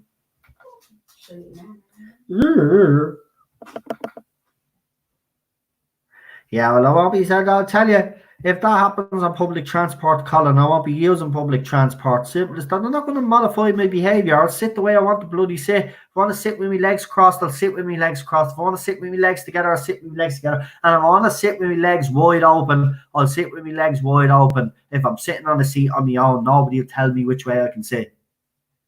Right? Do you want to? Do you want to? I don't think that's the issue. It doesn't matter. How you're sitting, it's about when women sit next to men. It doesn't matter. Men don't close their legs, so therefore we're sad on. All right. So and also wind up getting dinged because people keep banging into us because there's nowhere for us to put our legs.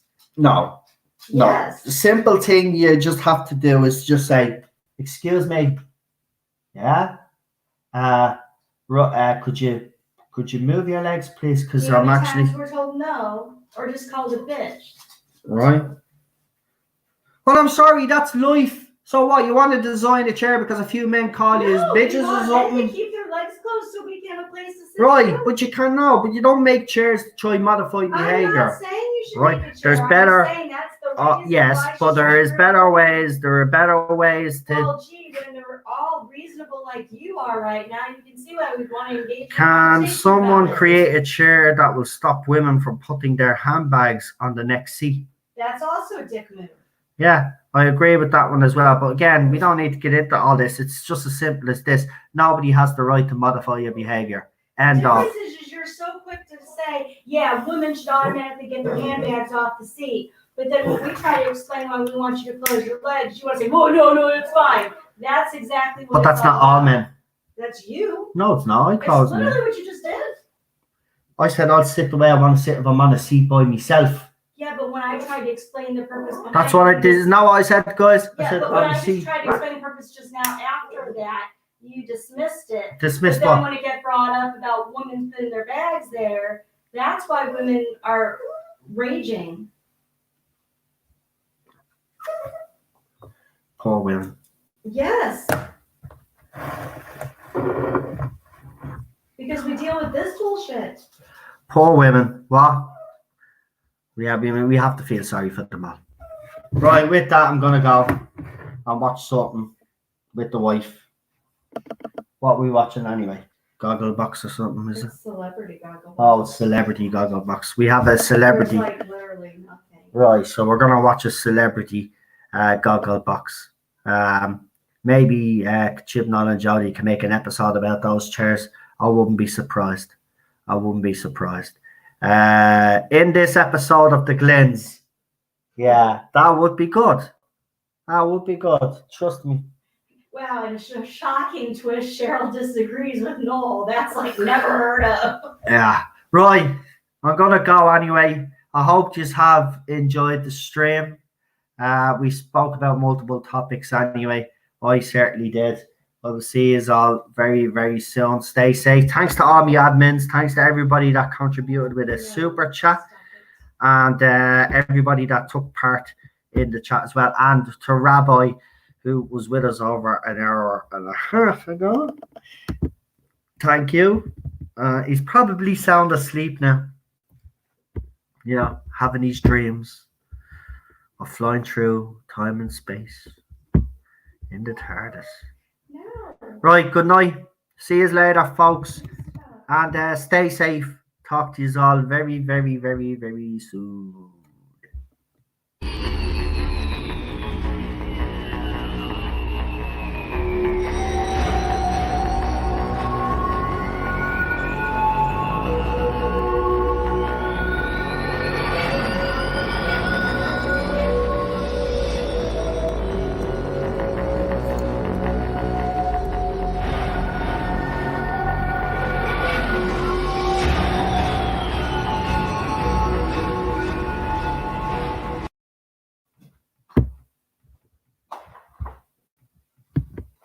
Now,